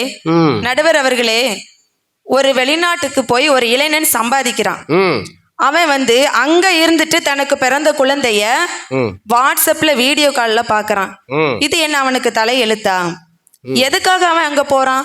தன்னுடைய குடும்பம் பண வசதியில ஒரு பொருளாதாரத்துல முன்னேற்றமா இருக்கணும் அப்படிங்கறதுனாலதான் தன் சொந்த பந்தங்களை விட்டு பிரிஞ்சு அங்க போய் கஷ்டப்படுறான். ஆமா, அவன் வந்து உண்ணாம தூங்காம கஷ்டப்படுறான். அந்த உழைப்பில் வரும் பணம் பாருங்க, அதுதான் அவனுக்கு ஒரு பெரிய வரமாவே இருக்கு நடுவர் அவர்களே. காசேதான் கடவுளப்பா, அந்த கடவுளுக்கும் அது தெரியுமப்பா. காசேதான் கடவுளப்பா, இந்த 4 பேருக்கும் அது தெரியலப்பா. நடுவர் அவர்களே, கடவுளே சொல்லியிருக்காரு. என்னன்னு தாளந்து ஊமை கேள்விப்பட்டிருக்கீங்களா? செல்வந்தன் ஒருவன் 5 தாளந்து 2 தாளந்து 1 தாளந்துன்னு 3 வந்து ஒரு வேலையாட்கள் கிட்ட கொடுத்துட்டு போறான். 5 தாளந்து வச்சிருந்தவன் 10 தாளந்து ஆக்கினான். 2 தாளந்து வச்சிருந்தவன் 4 தாளந்து ஆக்கினான். ஆனா அந்த 1 தாளந்து வச்சிருந்தவன் என்ன பண்ணான் தெரியுமா? அந்த 1 தாளந்தையும் மண்ணுக்குள்ள போட்டு புதைச்சான். ஏன் தெரியுமா? அவனுடைய அந்த செல்வந்தன் அவனுடைய முதலாளியோட குணத்தை அறிஞ்சு அவன் வந்தா நம்மளை வந்து என்னதான் சொல்லுவான், நம்ம அவனுக்கு பத்திரப்படுத்தி அந்த 1 ரூபாயும் கொடுக்கணும், நம்ம தொலைச்சிடக்கூடாதுன்னு சொல்லி மண்ணுக்குள்ள புதைச்சான். குணத்தை நம்பி போனவனுக்கு அங்க என்ன நடந்தது? செல்வந்தன் வந்து பணம் ஈட்டி அவங்களுக்கு மட்டும்தான் பணத்தை அதிகமா கொடுத்தாரு தவிர 1 தாளந்து வச்சிருந்தவனை திட்டி அசிங்கப்படுத்தி இருக்கிறதையும் புடுங்கிட்டு தான் விட்டாரு. நடுவர் அவர்களே, நடுவர் அவர்களே, பீட்டர்னே சொன்னாங்க. ஹோட்டலுக்கு வந்து சாப்பிட போனாப்லையா, அங்க வந்து கையில பணம் இல்லையா. இல்ல நான் கேக்குறேன், உலகம் உருண்டைதான், அதுக்காக இப்படியா உருட்டணும்? இப்படியா காதுல பூசிட்டு? ஏங்க, ஹோட்டலுக்கு போறதுக்கு முன்னாடி பாக்கெட்ல பணம் இருக்குன்னு யாரும் பார்க்க மாட்டாங்களா? மறந்து போயிட்டாங்க. அது எப்படி இவ்வளவு பெரிய உருட்டுறாங்கன்னு எனக்கும் தெரியல. மறக்கிறது ஒரு இயல்பு தானே. நடுவர் அவர்களே, சரி பணம் இல்லாத பார்க்கல, ரைட்டு, உள்ள போனாங்க, அளவா சாப்பிட்டுருக்க வேண்டியதானே. கிடைச்சு போச்சுன்னு எல்லாத்தையும் ஏன் திங்கணும்? எல்லாத்தையும் சாப்பிட்டாரு. அப்போ அங்க ஒருத்தர் வந்து பணத்தை கொடுத்தாராம். அங்கேயும் வந்து ஒருத்தர் பணத்தை தானே கொடுத்தாரு. எப்பா எனக்கு தெரியும் அப்படின்னு சொல்லி குணத்தையா கொடுத்தாரு? இல்ல நடுவர் அவர்களே, அங்கே பணம் தான் மெயினாக இருந்தது. குணம் வந்து பெற்றோரிடம் இருந்து வந்தது அப்படின்னு சொல்றாங்க. நடுவர் அவர்களே, பணமும் பெற்றோரிடமிருந்து தான் வந்தது. தன் குழந்தைகளுக்காக உழைக்கும் ஒவ்வொரு பெற்றோரும் பணத்தை நோக்கி தான் செல்கிறார்கள், குணத்தை நோக்கி அல்ல. தேனை பிழிந்து சுவைக்கலாம் பால் பொங்கி வரும்போது. அப்பப்பா, அந்த பாலை எப்படிப்பா வாங்குவீங்க? காசு கொடுத்து தானே, சும்மா தரமாட்டாங்கல்ல. நடுவர் அவர்களே, உறவுகள் உன்னை மதிக்க வேண்டுமா? பணம் இருந்தால்தான் சாத்தியம். நல்ல மனம் உண்டு என்கிறாயா? அப்படியானால் நன்றாக உணர்ந்து கொள், நீ முத்தி போன பைத்தியம். குணம் பெருசுன்னு சொல்றாங்களே, இந்த 4 பேர்ல உட்கார்ந்து இருக்காங்கல்ல திருமதி சாரதி அவர்கள், இப்பவே நான் வந்து அந்த குணத்தை நான் பணம் கொடுத்து வாங்க முடியும். ஒரு 50,000 ரூபாய் எடுத்து இப்ப அந்த அம்மா கிட்ட நான் கொடுத்தேன்னு வச்சுக்கோங்க, நாளைக்கு காலையில பார்க்கும்போது என் வீட்டு முன்னாடி ஒரு பெரிய கட் அவுட்டே இருக்கும். எப்படி? குணவதி, நல்ல மனம் படைத்தவள் அப்படின்னு சொல்லி எனக்கு ஒரு கட் அவுட்டே அந்த அம்மா வச்சிருப்பாங்கிறேன். இது உண்மையா இல்லையா நடுவர் அவர்களே? உண்மைதான், அங்க பணம் பேசும். ஆமா நடுவர் அவர்களே, பணம் தான் இப்ப எல்லாத்துக்குமே காரணம். சொல்லும் போது எல்லாத்தையுமே நம்ம சொல்லிடலாம் நடுவர் அவர்களே. திருமணம் திருமணம் திருமணம் சொல்றீங்களே, திருமணத்துக்கு உள்ள போகும்போது வெளியே ஒண்ணு வச்சிருப்பாங்க. என்ன? நல் வரவு, நல்லது பண்றேன் வரவோட வாங்க, இல்லன்னா போயிருங்க. அதுதான் நடுவர் அவர்களே அர்த்தம். அதுக்கு உண்மை அதுதான் நடுவர் அவர்களே. நம்ம நினைச்சுக்கிட்டு இருக்கோம். கடைசியா ஒண்ணு சொல்லணும்னு நினைக்கிறேன் நடுவர் அவர்களே. பணம் உள்ளவன் சொத்துக்காக அலைகிறான், குணம் உள்ளவன் சோத்துக்காக அலைகிறான். அவள் அந்தாங்க நடுவர் அவர்களே வித்தியாசம். வாய்ப்பு கொடுத்தமைக்கு நன்றி கூறி விடைபெறுகிறேன். நன்றி. அருமை.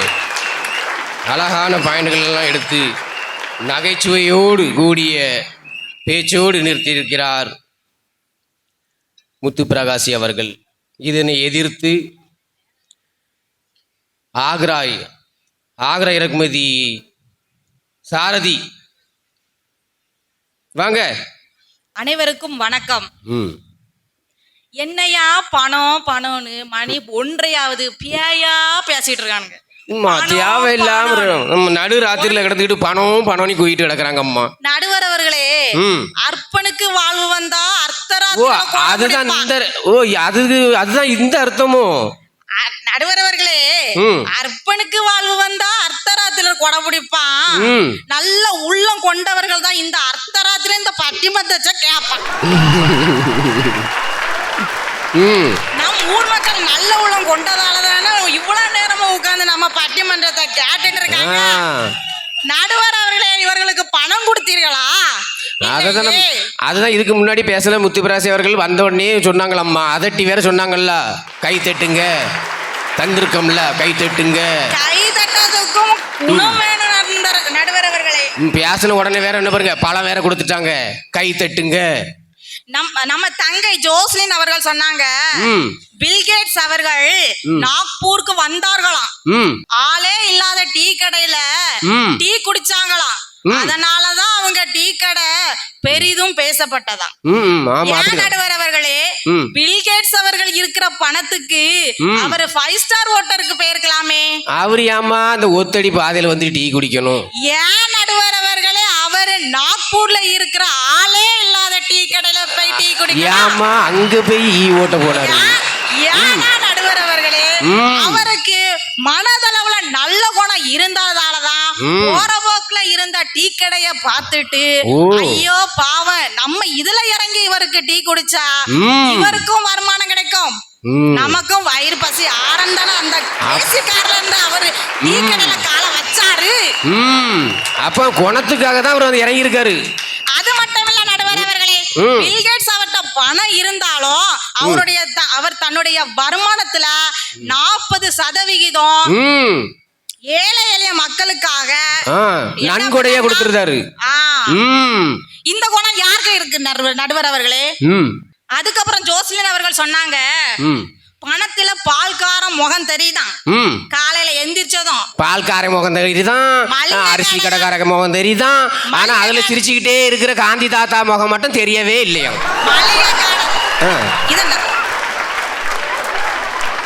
நான் விசில் அடிக்கல, விசில் சத்தம். நடுவர் அவர்களே, பணத்தை நல்லா பாருங்க, காந்தி அவர்கள் முகம் தெரியும். ஆமா, காந்தி அவர்கள் முகம் அந்த பணத்துல எதுக்கு வந்தது?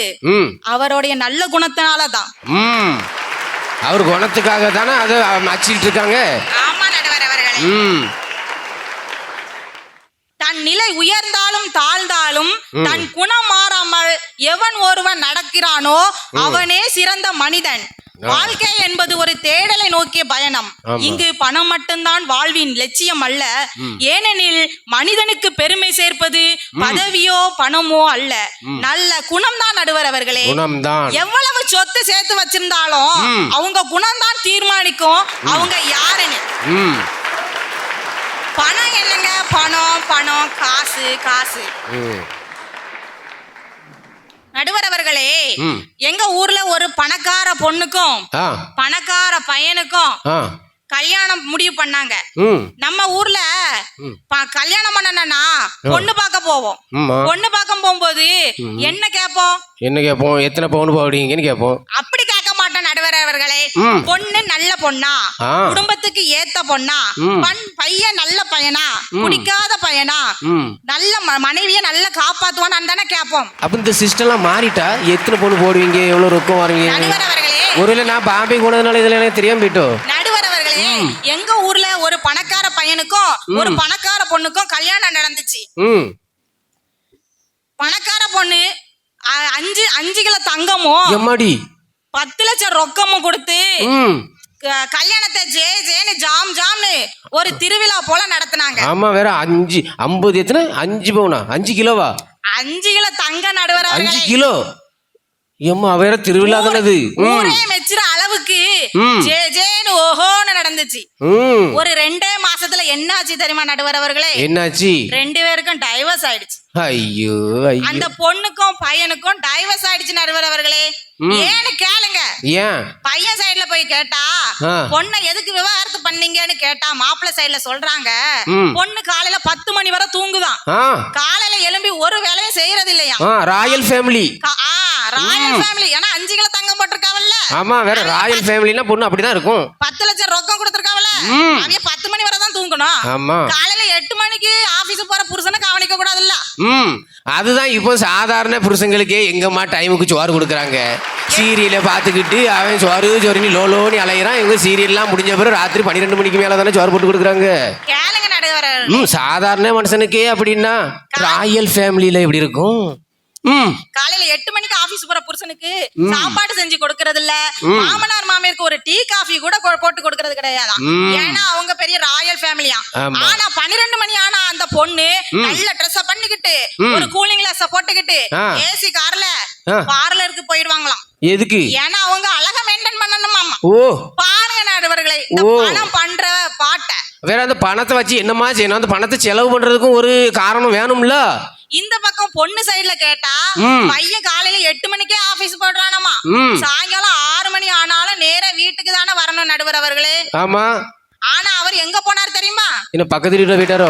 இல்ல நடுவர் அவர்களே, இவர் நேரா பப்புக்கு போயிட்டாரு. ரெண்டும் ஒண்ணுதாம்மா. பப்புக்கு போய் ஜாலியா குடிச்சிட்டு நல்ல ஃப்ரெண்ட்ஸோட ரம்மி விளையாடிட்டு வீட்டுக்கு அன் டைம்ல 2 மணிக்கு வராங்களாம். எந்த மனைவி சம்மதிப்பா நடுவர் அவர்களே? எந்த மனைவி சம்மதிப்பா? இருவருக்கும் டைவர்ஸ் ஆயிடுச்சு. பணக்கார திமிர்ல இருந்தா குடும்பம் 2 மாசத்துல பிரிஞ்சிடும். இதே கணவனுக்கும் மனைவிக்கும் குணம் நல்லா இருந்துச்சுன்னா அவர்கள் காலகாலத்துக்கும் சேர்ந்தே இருப்பாங்க நடுவர் அவர்களே. சுவர் இருந்தால் தான் சித்திரம் வரைய முடியும். நல்ல குணம் இருந்தால் தான் குடும்பத்தை நல்வழியில் நடத்த முடியும் நடுவர் அவர்களே. அந்த சுவரை கட்டுறதுக்கு பணம் வேணும்ல நடுவர் அவர்களே. ஒரு பொண்ணை கல்யாணம் பண்ணி பிறந்த வீட்டுல இருந்து புகுந்த வீட்டுக்கு அழைத்து வரும்போது ஒரு பாட்டு போட்டு வரவேற்பாங்க நடுவர் அவர்களே. என்ன பாட்டு? மணமகளே மருமகளே வா உன் வலது காலை எடுத்து வைத்து வா குணம் இருக்கும் குலமகளே வா தமிழ் கோவில் வாசல் திறந்து வைத்தோம் வா. கேக்குறதுக்கு என்ன அழகா இனிமையா இருக்கு.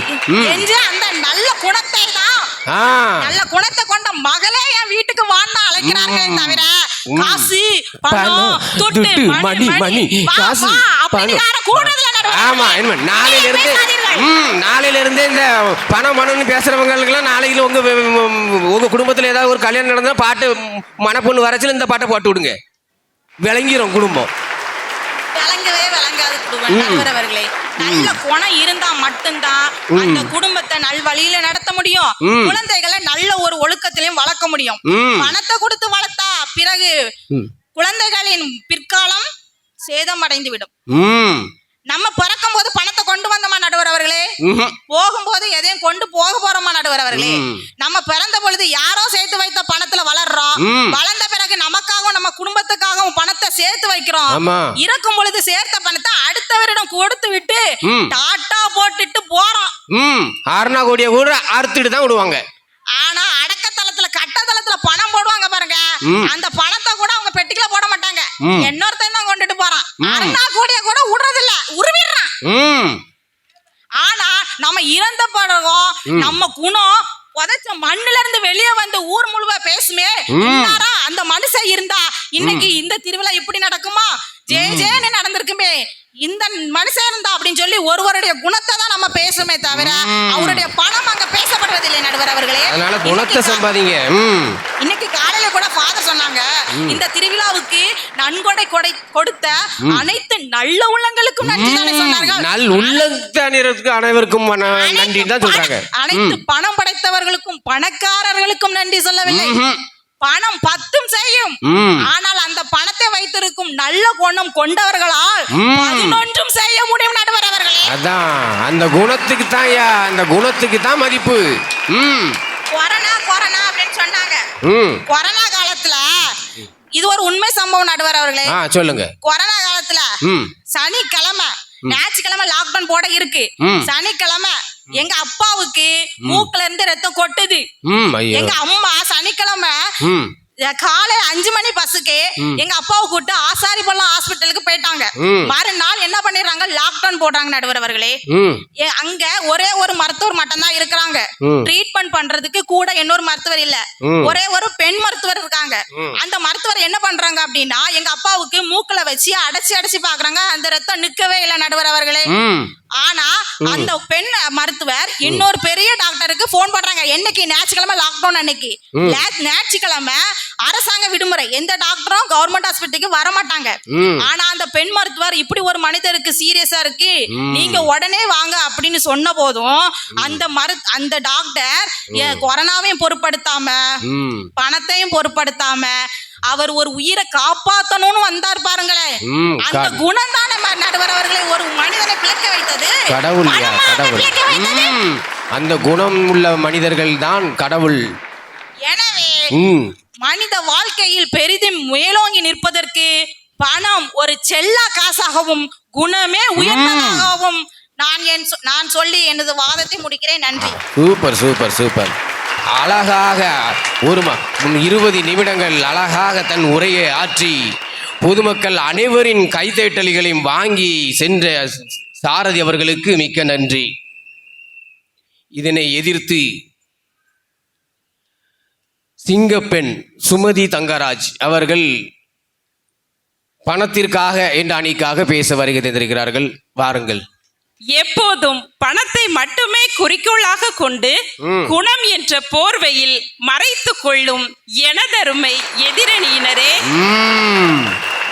என்னதான் குணம் இருந்தாலும் தன்னிடம் பணம் இருந்தால்தான் இந்த உலகத்தில் நமக்கான வாழ்க்கையை வாழ முடியும் என்ற உன்னத உண்மையை உரக்க சொல்ல வந்திருக்கும்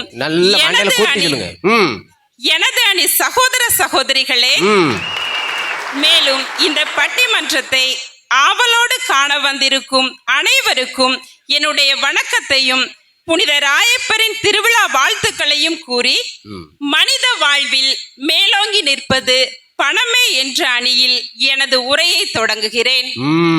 நடுவர் அவர்களே, எங்க எதிரணியினர் ரொம்ப காரசாரமா பேசினாங்க. அவங்க பேசும்போது அது உண்மைதானோன்னு உங்களுக்கு ஒரு எண்ணம் வந்திருக்கும். அப்ப அது கட்டுக்கதையா? நம்பிடாதீங்க ஐயா, நம்பிடாதீங்க. அது ஒரு மாயை. உண்மை மாதிரி பேசி பொய்ய நம்ப வைக்கதான் அந்த எதிரணி கூட்டம் பேசுறாங்க. சிக்கிடாதீங்க, சின்ன பின்னமாகிடுங்க, பாத்துக்கோங்க. நல்ல நேரம் சொல்லிட்டீங்க. நம்ம பெரிய அக்கா மலர் பேசினாங்க. எதிரணியினரான எங்களை நல்ல குணமுள்ளவங்கன்னு சொன்னாங்க. குணம் இருப்பவர்கள் தங்கமானவர்களாம்.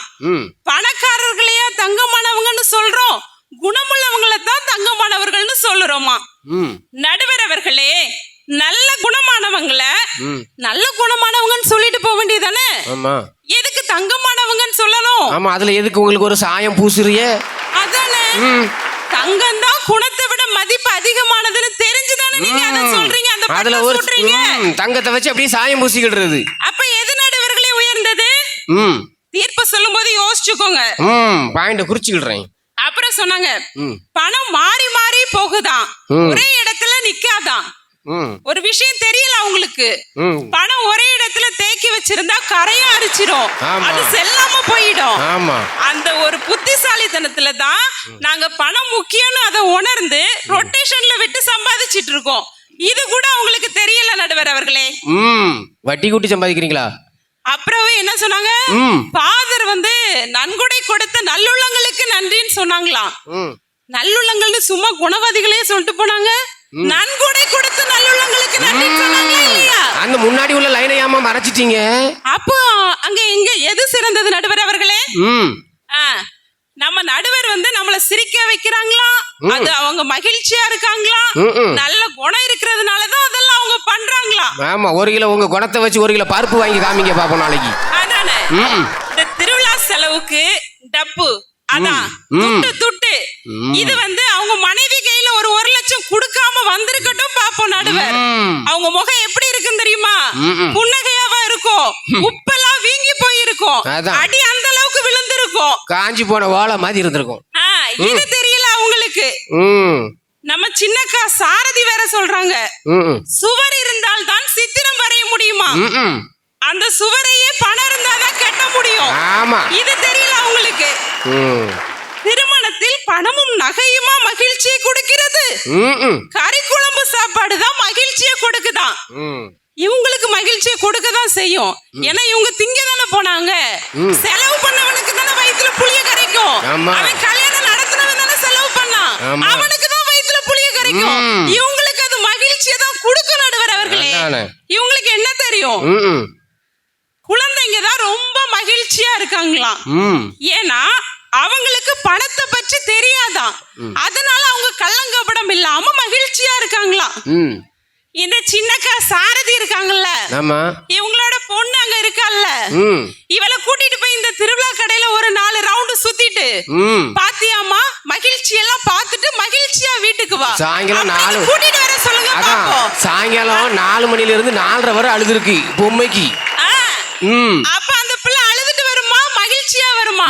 ம் நடுவர் அவர்களே, அதுக்கு பிறகு 800 ரூபாய் தூக்கிட்டு போனா. 4 காரு, ம் ஃபுல் டவுசரு, ம். ரோட் ரோலரு, ம். பொம்மை இதெல்லாம் கொடுத்தாதான் அது மகிழ்ச்சியா வீட்டுக்கு போகும். ம். இதெல்லாம் வாங்குறதுக்கு பணம் வேணும். சின்ன நடுவர் குழந்தைங்களுக்கே பொம்மையை கொடுத்து தான் ஏமாத்த வேண்டியது இருக்கு. அவர்களே. சும்மா இது வந்து எல்லாத்துக்கும் குணம்தான் வந்து இங்க ஃப்ராடா விட்டுட்டு இருக்க கூடாது. ம் எல்லா மகிழ்ச்சிக்கும் மூல காரணமா இருக்கிறது பணம் தான். ம். அது நடுவருக்கு புரிஞ்ச பிறகுதான் லாஸ்ட்ல எங்களுக்கு தீர்ப்பு கொடுப்பாங்க. ம் அப்புறம் நம்ம பாசமிகு பெரிய அண்ணன் பீட்டர் சொன்னாங்க, ம் ஹோட்டல்ல சாப்பிட்டதுக்கு யாரோ தெரியாதவங்க பணம் கொடுத்தாங்களாம். ம் நடுவர் அவர்களே, பெரிய உருட்டுலே உருட்டு அதுதான். அப்படியா? நம்ம அண்ணன் தானே, நம்ம தம்பி தானே, ஒரு நம்ம மனுஷன் சித்தப்பா பெரியப்பா தானே. ஒரு மனுஷன் வாழ்க்கையில அவன் தன் வாழ்க்கையில நடந்த ஒரு உண்மை சம்பவத்தை வந்து சொன்னா. நடுவர் அவர்களே, நானும் உண்மை சம்பவத்தை தான் சொல்றேன், கேளுங்க. சரி. கேட்டுட்டு பேசுங்க. ம் நல்ல பாசமான குணமான சொந்தக்காரவங்க வீட்டுக்கு போய் ம் நம்ம அண்ணன் தம்பி தானேன்னு சொல்லிட்டு ம். கடனா கொஞ்சம் பணம் கேட்டு பாருங்க. ம் எங்க அப்பா அம்மா வீட்ல இல்லன்னு சொல்லிட்டு ரூமுக்குள்ள போய் கதவை பூட்டிட்டு ஒளிஞ்சுப்பாங்க. ஆமா. இது தெரியாம இங்க வந்து உருட்டிக்கிட்டு இருக்காங்க. ம். உண்மையா இல்லையா நடுவர் அவர்களே? அது உண்மைதான். திருவிழா மின் விளக்குகள்லாம் எப்படி விளக்குகள் தான் இருக்குது? நம்ம அப்படியே 2 லட்சம்ல அப்படி மின்னல செய்யுது. நம்ம தேர் அலங்காரம் எப்படி இருக்கு? அம்மா செம சூப்பர். ரொம்ப அழகா இருந்ததுல. ம். இதெல்லாம் நமக்கு மகிழ்ச்சியை கொடுக்குதுல நடுவர் வேற அவர்களே? பணம் 2 லட்சம்ல. ஆ, ம். 2 லட்சம் 2 லட்சம் கொடுத்தாதான் அந்த மகிழ்ச்சி வரும். ஆமா. நீங்க எவ்வளவு பணம் கூட கொடுக்குறீங்களோ ம். அதுக்கேத்த அழகும் பிரகாசமும் கூடிக்கிட்டே போகும் ஆமா. நடுவர் அவர்களே. ம் புரியுதா புரியலையா? உங்க அம்மா வெறும் குணத்தை மட்டும் வச்சிருக்கோம், கொஞ்சம் லைட் போடுங்கன்னா நாங்க சிம்னி லைட் மட்டும் எரிஞ்சிருக்கோம். சும்மா பேசுறது. ம். சாத்தானும் கடவுளும் வாட்ஸ்அப்ல ஃப்ரெண்ட்ஸா இருக்காங்கன்னு சொல்ற மாதிரி. இத நம்ம நம்பணும். ம் கேக்குறவங்க கேனை நினைச்சிட்டு பேசுறது. ம் அப்புறம் நம்ம சின்னக்கா சாரதி என்னன்னு சொன்னாங்க, ம் பணத்தை வச்சு குடும்பம் நடத்த முடியாதான், ம் குணத்தை வச்சுதான் மகிழ்ச்சியா குடும்பம் நடத்த முடியும்னு. ஆமா.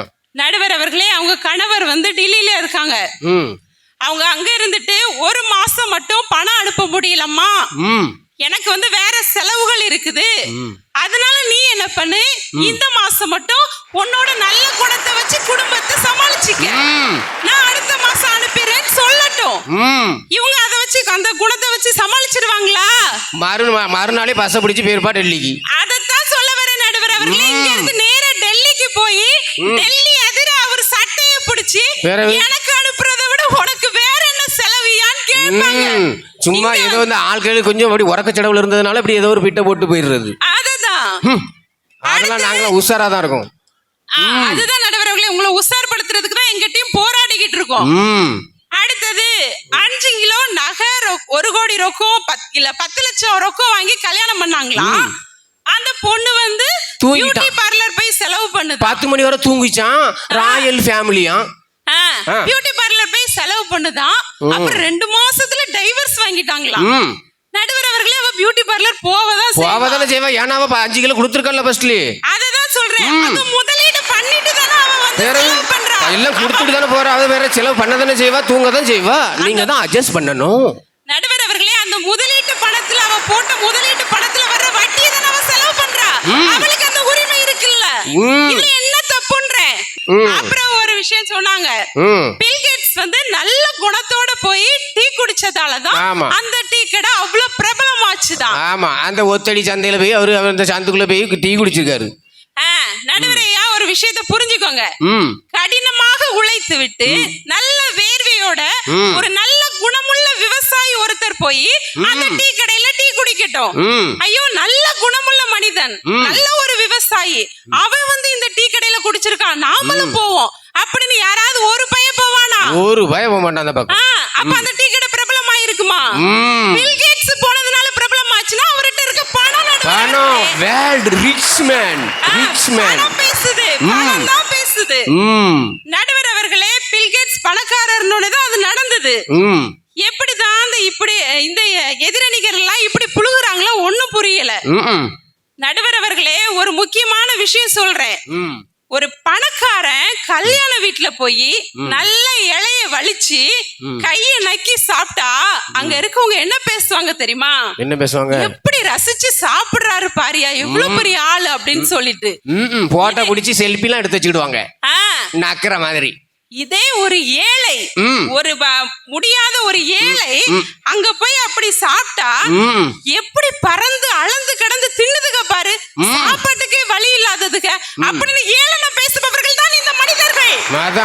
எங்க நடுவர் அவர்களே குணம் பேசிட்டு இருக்கீங்க? பணம் இல்லைன்னா ஒண்ணுமே கிடையாது. அப்புறம் ஒரு விஷயம் சொல்றேன் நடுவர் அவர்களே, 4 பேர் நம்மள திரும்பி பார்க்கணும்னா ஒண்ணு நம்ம பைத்தியக்காரனா இருக்கணும், இல்லன்னா பணக்காரனா இருக்கணும். பார்க்க மட்டும் இல்லாம மதிப்பும் மரியாதையும் தேவைன்னா கண்டிப்பா அவன் பணக்காரனா தான் இருக்கணும். பணம் தான் தேவை, யாராலையும் மறுக்க முடியாது. சும்மா இங்க வந்து குணம்னு சக்கரை பொங்கலுக்கும் கார சட்னிக்கும் பொருத்தம்னு பேசக்கூடாது நடுவர். காது குத்திட்டு அலையறாங்க காது. உழைத்து வரும் அப்பாவின் சட்டையில் உள்ள வியர்வையின் வாசம் சமையலறை மசாலா டப்பாவில் சேமித்து வைத்து நமக்காக எடுத்து தரும் அம்மாவின் பாசம், ஆசைகளை அடக்கி தன் வருமானத்துக்குள் செலவு செய்யும் மனைவியின் நேசம், தேவைக்கு மட்டுமே நம்மை தேடி வரும் உறவுகளின் வேஷம், இவை அனைத்தும் உணர்த்துவது பணத்தின் அவசியம் தானே நடுவர் அவர்களே. அப்புறம் ஒண்ணு சொல்றேன், பிறக்கும் போது பாசத்தோடையா பிறந்தீங்க? காசு கொடுத்தாதான் மருத்துவமனையில இருந்து குழந்தைய அம்மா அப்பா கையில கொடுப்பான். வெளியிலேயே முதல்ல அப்படிதான் விடுவாங்க, காசு கொடுத்தாதான் வெளியிலேயே விடுவோம். அப்புறம் எல்கேஜி போனா ஒரு அமௌண்ட், இப்படி வளர எல்லாத்துக்கும் ஒரு அமௌண்ட் கொடுத்தாகணும். பிறப்பதில் தொடங்கி படிப்பதில் வளர்ந்து இல்லறத்தில் வாழ்ந்து கல்லறையில் படுக்கும் வரை பணம் தான் மேலோங்கி நிற்கிறது நடுவர் அவர்களே. பணம் இல்லைன்னா எதுவுமே இல்ல. ஈஸியா சொல்லிட்டாங்க. கட்டையில போகும்போது என்ன காசா எடுத்துட்டு போறோம் அப்படின்னு சொல்றாங்க. நான் சொல்றேன், அந்த கட்டையில போகும்போது உங்ககிட்ட இருந்த காசை பொறுத்துதான் மாலை மரியாதையோடு கூட்டமா எடுத்துட்டு போவாங்க. பணம் உங்ககிட்ட இல்லைன்னா குணத்தை தூக்க கூட ஆள் கம்மியா தான் இருக்கும் நடுவர் அவர்களே. பணம் இருக்கிறத பொறுத்துதான் கல்லறையில் படுக்க போகிற பெட்டியை கூட முடிவு பண்ணுவாங்க. அது சந்தனமான பெட்டியா இல்ல சாதாரண மரப்பெட்டியான்னு. இது உண்மையா இல்லையா நடுவர் அவர்களே? நடுவர் அவர்களே, இன்னொரு விஷயம் கேளுங்க. 9,000 ரூபாய் கடன் வச்சிருக்கிற ஒரு விவசாயி அதை கட்ட முடியலன்னா தற்கொலை பண்ணிக்கிற சூழ்நிலை ஆகுது. ஆனா 900 கோடி கடன் வச்சிருக்கவன் அதை கட்ட முடியலன்னா அவனுக்கு தள்ளுபடி பண்ணி அவன் வெளிநாடெல்லாம் சுத்தி பார்த்து ஜாலியா ஊர் சுத்திட்டு இருக்கான் நடுவர் அவர்களே. அப்போ ஏமாற்றுறவனுக்கு தான் காலமா? இல்ல, பணக்காரனுக்கு தான் சலுகை அதிகம்னு சொல்ல வரேன். அப்புறம் ஒரு உண்மை சம்பவம் நடுவர் அவர்களே, சாத்தாங்குளத்துல அருகில மீரான்குளம்னு ஒரு இடத்துல ஒரு கிணத்துல வந்து ஒரு கார் விபத்துக்குள்ளாகி ஒரு 5 பேர் இறந்தாங்க. மிகவும் வருந்தத்தக்க ஒரு விஷயம். ஆனா அந்த அவங்களெல்லாம் எடுத்துட்டாங்க வெளியில. ஆனா 2 நாளைக்கு பிறகு திருப்பி அந்த கிணத்துக்குள்ள வந்து தண்ணி எல்லாம் எடுத்துட்டு அதுக்குள்ள திரும்பவும் ஆள் இறங்கி தேடுனாங்க. என்ன தேடுனாங்கன்னா, அவங்க கொண்டு வந்திருந்த பணப்பெட்டி, பணமும் நகையும் வெள்ளி பொருட்களும் வச்சிருந்தது அந்த கிணத்துக்கு அடியில இருக்குது, அதை எடுக்கணும்னு. அது தப்பில்ல நடுவர் அவர்களே. இறந்தவர்கள் இறந்தாலும் வாழ்பவர்களுக்கு பணம் தேவைதானே நடுவர் அவர்களே. அதனாலதானே அவங்க அதை தோண்டி திரும்ப எடுத்தாங்க. அது உண்மையா இல்லையா? அது உண்மைதான் நடுவர் அவர்களே. மொத்தத்துல ஒண்ணு சொல்றேன், வாழ்க்கைனாலும் வாட்ஸ்அப்னாலும் எல்லாரும் பாக்குறது நம்மளோட ஸ்டேட்டஸ் தான். நம்ம ஸ்டேட்டஸ் நல்லா இருந்தா தூரத்து சொந்தக்காரனும் நெருங்கிய சொந்தம்னு சொல்லுவாங்க. ஆமா. நம்ம ஸ்டேட்டஸ் நல்லா இல்லன்னா Phone switch நெருங்கிய off பண்ணிடுவாங்க. சொந்தக்காரனும் தூரத்து சொந்தம்னு சொல்லிட்டு போயிடுவான். போனையும் சுவிட்ச் ஆஃப் பண்ணி வச்சிருவாங்க. ஆ. ம் இறுதியாக இவ்வாறு சொல்லி நிறைவு செய்கிறேன் நடுவர் அவர்களே. பணமில்லாத வாழ்க்கை முள்ளில்லாத கடிகாரம் போல. அது ஓடினாலும் பலனில்லை, நின்றாலும் பலனில்லை. இன்றைய காலகட்டத்தில் குணம் பெரிதாக இல்லை என்றாலும் மனித வாழ்க்கையில் பணமே மேலோங்கி நிற்கிறது என்பதை உணர்ந்து உறுதி செய்து உண்மையான கருத்தை உறக்க சொல்லி உணர்த்திய எங்கள் அணிக்கே தீர்ப்பை வழங்க வேண்டும் என்று சபாஸ். கூறி வாய்ப்பளித்த அனைத்து நல்லுறவுகளுக்கும் நன்றி கூறி எனது உரையை நிறைவு செய்கிறேன். சூப்பர், நன்றி, சூப்பர். வணக்கம். சிறப்பாக பேசி தனது அணியினரை ஒரு உயரத்தில் கொண்டு வைத்து விட்டார். இனிமே இதை எதிர்த்து பேசணும். வாங்க ஆண்ட்ரூ அவர்கள். நம் தலைப்பு என்னவென்றால் மனித வாழ்விற்கு பெரிதும் மேலோங்கி இருப்பது பணமா குணமா? நடுவர் அவர்களே, ஒரு பெரிய தப்பு இவ்வளவு நேரம் நடந்துட்டு இருந்துச்சு, நீங்க எதையாவது கவனிச்சீங்களா? நானும் கவனிச்சுட்டு தான் இருந்தேன். ஏதோ தலைப்புக்கும் இதுக்கும் சம்பந்தமே இல்லாத மாதிரி மறுபடியும் வெளியே போயிட்டு இருந்துச்சு. ஆமா, சரியா சொன்னீங்க. மாங்கன்னு இவ்வளவு நேரம் பேசினாங்களே, ஒரு சின்ன விஷயம். நாங்க என்ன சொல்ல வரோம் அப்படின்னா, பணமே சம்பாதிக்காதீங்க, உழைக்கவே உழைக்காதீங்க, சாப்பிடவே சாப்பிடாதீங்க, குணம் நெத்தில எழுதி வச்சுட்டு போங்கன்னு சொல்ல வந்தோமா? பணமா குணமா, எது சிறந்ததுன்னு கேட்க போறோம். நாங்க என்ன சொல்றோம், பணம் இருக்கட்டும், ஆனா பணத்தை விட குணம் பெருசு. குணம் இல்லைன்னா பணத்துக்கு அர்த்தம் இல்லை. அதை தான் நாங்க சொல்ல வரோம். என்னோட எங்களுக்கு கொஞ்சம் இறக்க குணம் அதிகம். எங்களுக்கு நாங்க என்ன சொல்ல வரோம் அப்படின்னா, இவ்வளவு நேரம் பேசினாங்க, மணிக்கணக்கா பேசினாங்க. அப்படிலாம் உங்க டைம்ல எனக்கு தெரிஞ்சு போச்சு, எல்லாரும் தூக்குறதுக்கு ரெடியா இருக்கீங்கன்னு தெரிஞ்சு போச்சு. அந்த இறக்க குணத்தோட 5 நிமிஷத்துல என்னோட உரையை முடிச்சுக்கிறேன். ஏன்னா எங்களுக்கு குணம் அதிகம். ஏன்னா எங்களுக்கு யாரையும் கஷ்டப்படுத்துறது எங்களுக்கு பிடிக்காது. சரி, நம்ம தலைப்புக்கு போகலாம். பணம் என்ன வேலைலாம் செய்து பாருங்க, மணி கணக்குல ஆளுக்களை போட்டு பாடா படுத்துது. நடுவர் அவர்களே, பணம் மட்டும்தான் வேணும்னு நினைக்கிறவங்களோட குணாதிசயம் என்னங்கிறத உங்களுக்கு புரிஞ்சுக்கிட்டோம். இன்னைக்கு பணம் மட்டும் வேணும்னு நினைக்கிறவங்களோட மனநிலை எப்படி இருக்கும்னா, அவங்களுக்கு மனிதாபிமானம் இருக்காது, மற்றவங்களோட கஷ்டம் புரியாது, புரியாது. அங்கதான் நாங்க என்ன சொல்ல வரோம், குணம் உங்களுக்கு வேணும், குணம் இல்லைன்னா மனுஷத்தன்மை இழந்துருவீங்கன்னு சொல்ல வரோம். குணம் இல்லைன்னா முதல்லாவே மனுஷனே இல்ல. கரெக்ட். இப்போ எங்களோட பயமே என்ன அப்படின்னா, பணம் தான் முக்கியங்கிறது ரொம்ப சர்வசாதாரணமா அடிச்சு சொல்ல ஆரம்பிச்சிட்டாங்க. இது மனிதர்களுக்கு பெரும்பாலும் இருக்குது. இன்னைக்கு இது தீர்த்த வேண்டிய நேரம். ஏன்னா இன்னைக்கு எல்லா மனுஷங்களும் என்ன நினைக்கிறான், பணம் இருந்தா எல்லாம் போதும், எல்லாம் கிடைச்சிரும் அப்படிங்கிறான். ஆனா பணத்தை சம்பாதிச்சவனுக்கு அதுக்கப்புறம் அதை வச்சு என்ன பண்றதுன்னு தெரியாது. அதுக்கப்புறம் அதுக்கு அடிமை ஆயிடுவான். அவனுக்கு பணம் மட்டும்தான் தெரியுமே தவிர சாகர வரைக்கும் பணம் பின்னாடியே ஓடுவான். இன்னைக்கு தந்தைக்கு எதிரா மகனும், மகனுக்கு எதிரா தந்தையும், இல்ல உறவுகளுக்கு எதிரா உறவும் எதுக்காக வளர்றாங்க? நாட்டுக்கு நாடு. சொந்த மகனே அப்பாவை கொல்றதுக்கு துணிகிறான். எதுக்கு இதெல்லாம் நடக்குது? ஒரு சொத்துக்காக இதெல்லாம் நடக்குது. ஏன்னா அவன் பணத்துக்கு அடிமை ஆயிட்டான். பணத்துக்கு என்னைக்கு அடிமை ஆகிறானோ அவனுக்கு அவன் வாழ்க்கைக்கு அர்த்தம் இல்லாம போயிருது. இன்னைக்கு நம்ம ஊர் 30 வருஷத்துக்கு முன்னாடி எப்படி இருந்தது, இன்னைக்கு எப்படி இருக்கு? இது வெறும் பணத்துக்கு முன்னாடி ஓடி இருந்தானா ஒருவேளை ஒரே ஒரு மனிதன் உயர்ந்திருக்கலாம், ஒரு 2 பேர் உயர்ந்திருக்கலாம். எப்படி ஊரே மொத்தமா உயர்ந்தது? எப்படி உயர்ந்தது? இன்னைக்கு எப்படி எல்லாருமே பிளாஸ்டிக் தொழில இருக்கிறாங்க. இன்னைக்கு பிளாஸ்டிக் ரீசைக்ளிங் பிசினஸ்ல நம்ம ஊர் கொடி கட்டி பாருக்குது. என்னோட கிளைண்ட்ஸ் யார்கிட்ட சொன்னாலும் நம்ம சொந்தங்களை சொன்னா அவங்களுக்கு ஞாபகம் இருக்கு. அப்படி எப்படி உயர்ந்தோம் நம்ம? இப்போ நான் மட்டும் உயரணும்னு தெரிஞ்சிருந்தா மத்தவங்க அந்த தொழில வர விட்டுருப்பாங்களா? அப்போ ஒருத்தர் கை தூக்கி கொடுக்கிறோம், அதனாலதான் நம்ம உயர்ந்து இருக்கிறோம். குணம் இல்லைன்னா வளர்ச்சி இருக்காது. இன்னொரு முக்கியமான விஷயம் நடுவர் அவர்களே, நல்ல குணங்கள்ல ஒரு முக்கியமான ஒரு விஷயம் இருக்கு. சொல்லுங்க. பொறுப்பா இருக்கிறது, கடிய உழைப்பு, இதெல்லாம் நல்ல குணமா கெட்ட குணமா? நல்ல குணம். சரி, இன்னைக்கு தொழில் பண்றவங்களோட சுபாவத்தை நீங்க பார்க்கணும். யாராவது 8 மணி வரைக்கும் 10 மணி வரைக்கும் தூங்கிட்டு இருக்கிற தொழிலதிபர்களை நீங்க பாத்திருக்கீங்களா? 4 மணி நேரம் தூங்குறாங்க ஐயா, 3 மணி நேரம் தூங்குறாங்க, எழும்பி போயிட்டே இருக்காங்க, ஓடிக்கிட்டே இருக்காங்க. எந்த தொழிலதிபராவது இந்த மணிக்கு வருவேன்னு சொன்னா அது லேட்டா வர்றத பாத்திருக்கீங்களா? இன்னைக்கு பணத்தை சம்பாதிக்கணும்னாலும் அதை கட்டி காக்கணும்னாலும் நல்ல குணங்கள் வேணும். நீ சோம்பேறியா இருந்துட்டு எனக்கு பணம் வேணும்னா எனக்கு எங்கிருந்து கிடைக்கும்? இன்னைக்கு என்ன பிரச்சனை அப்படின்னா, உடனே பணக்காரன் ஆயிரணும். இந்த பணம்னு அலைகிறவங்களோட பிரச்சனை என்னன்னா உடனே பணக்காரன் ஆயிரும். ஆமா. ஆனா அதுக்கு என்ன தேவைங்கிறதெல்லாம் யோசிக்கிறது கிடையாது. சுமதி அந்த மனநிலையில இருக்கிறவங்க தான் நாளைக்கு வந்து திருடுறது, ஏமாத்துறது, இது எல்லாம் நடக்குது. துரோகம் செய்யறது இது எங்க நடக்குது அப்படின்னா, என்னைக்கு ஒரு மனுஷன் பணம் தான் பிரதானம் நினைச்சிட்டானோ அன்னைக்கு அவனுக்கு குணம் தேவையில்லை, சொந்தம் தேவையில்லை, அப்பா தேவையில்லை, மனைவி தேவையில்லை. இது பெரிய பெரிய பிரச்சனை நடுவர் அவர்களே. இது வந்து நம்ம சர்வசாதாரணமா நான் வந்து பணம் தான் முக்கியம், பணம் இருந்தா நான் ஜெயிச்சிடலாம் அப்படிங்கிற தப்பான இதை வந்து நம்ம ஊக்குவிக்க கூடாது.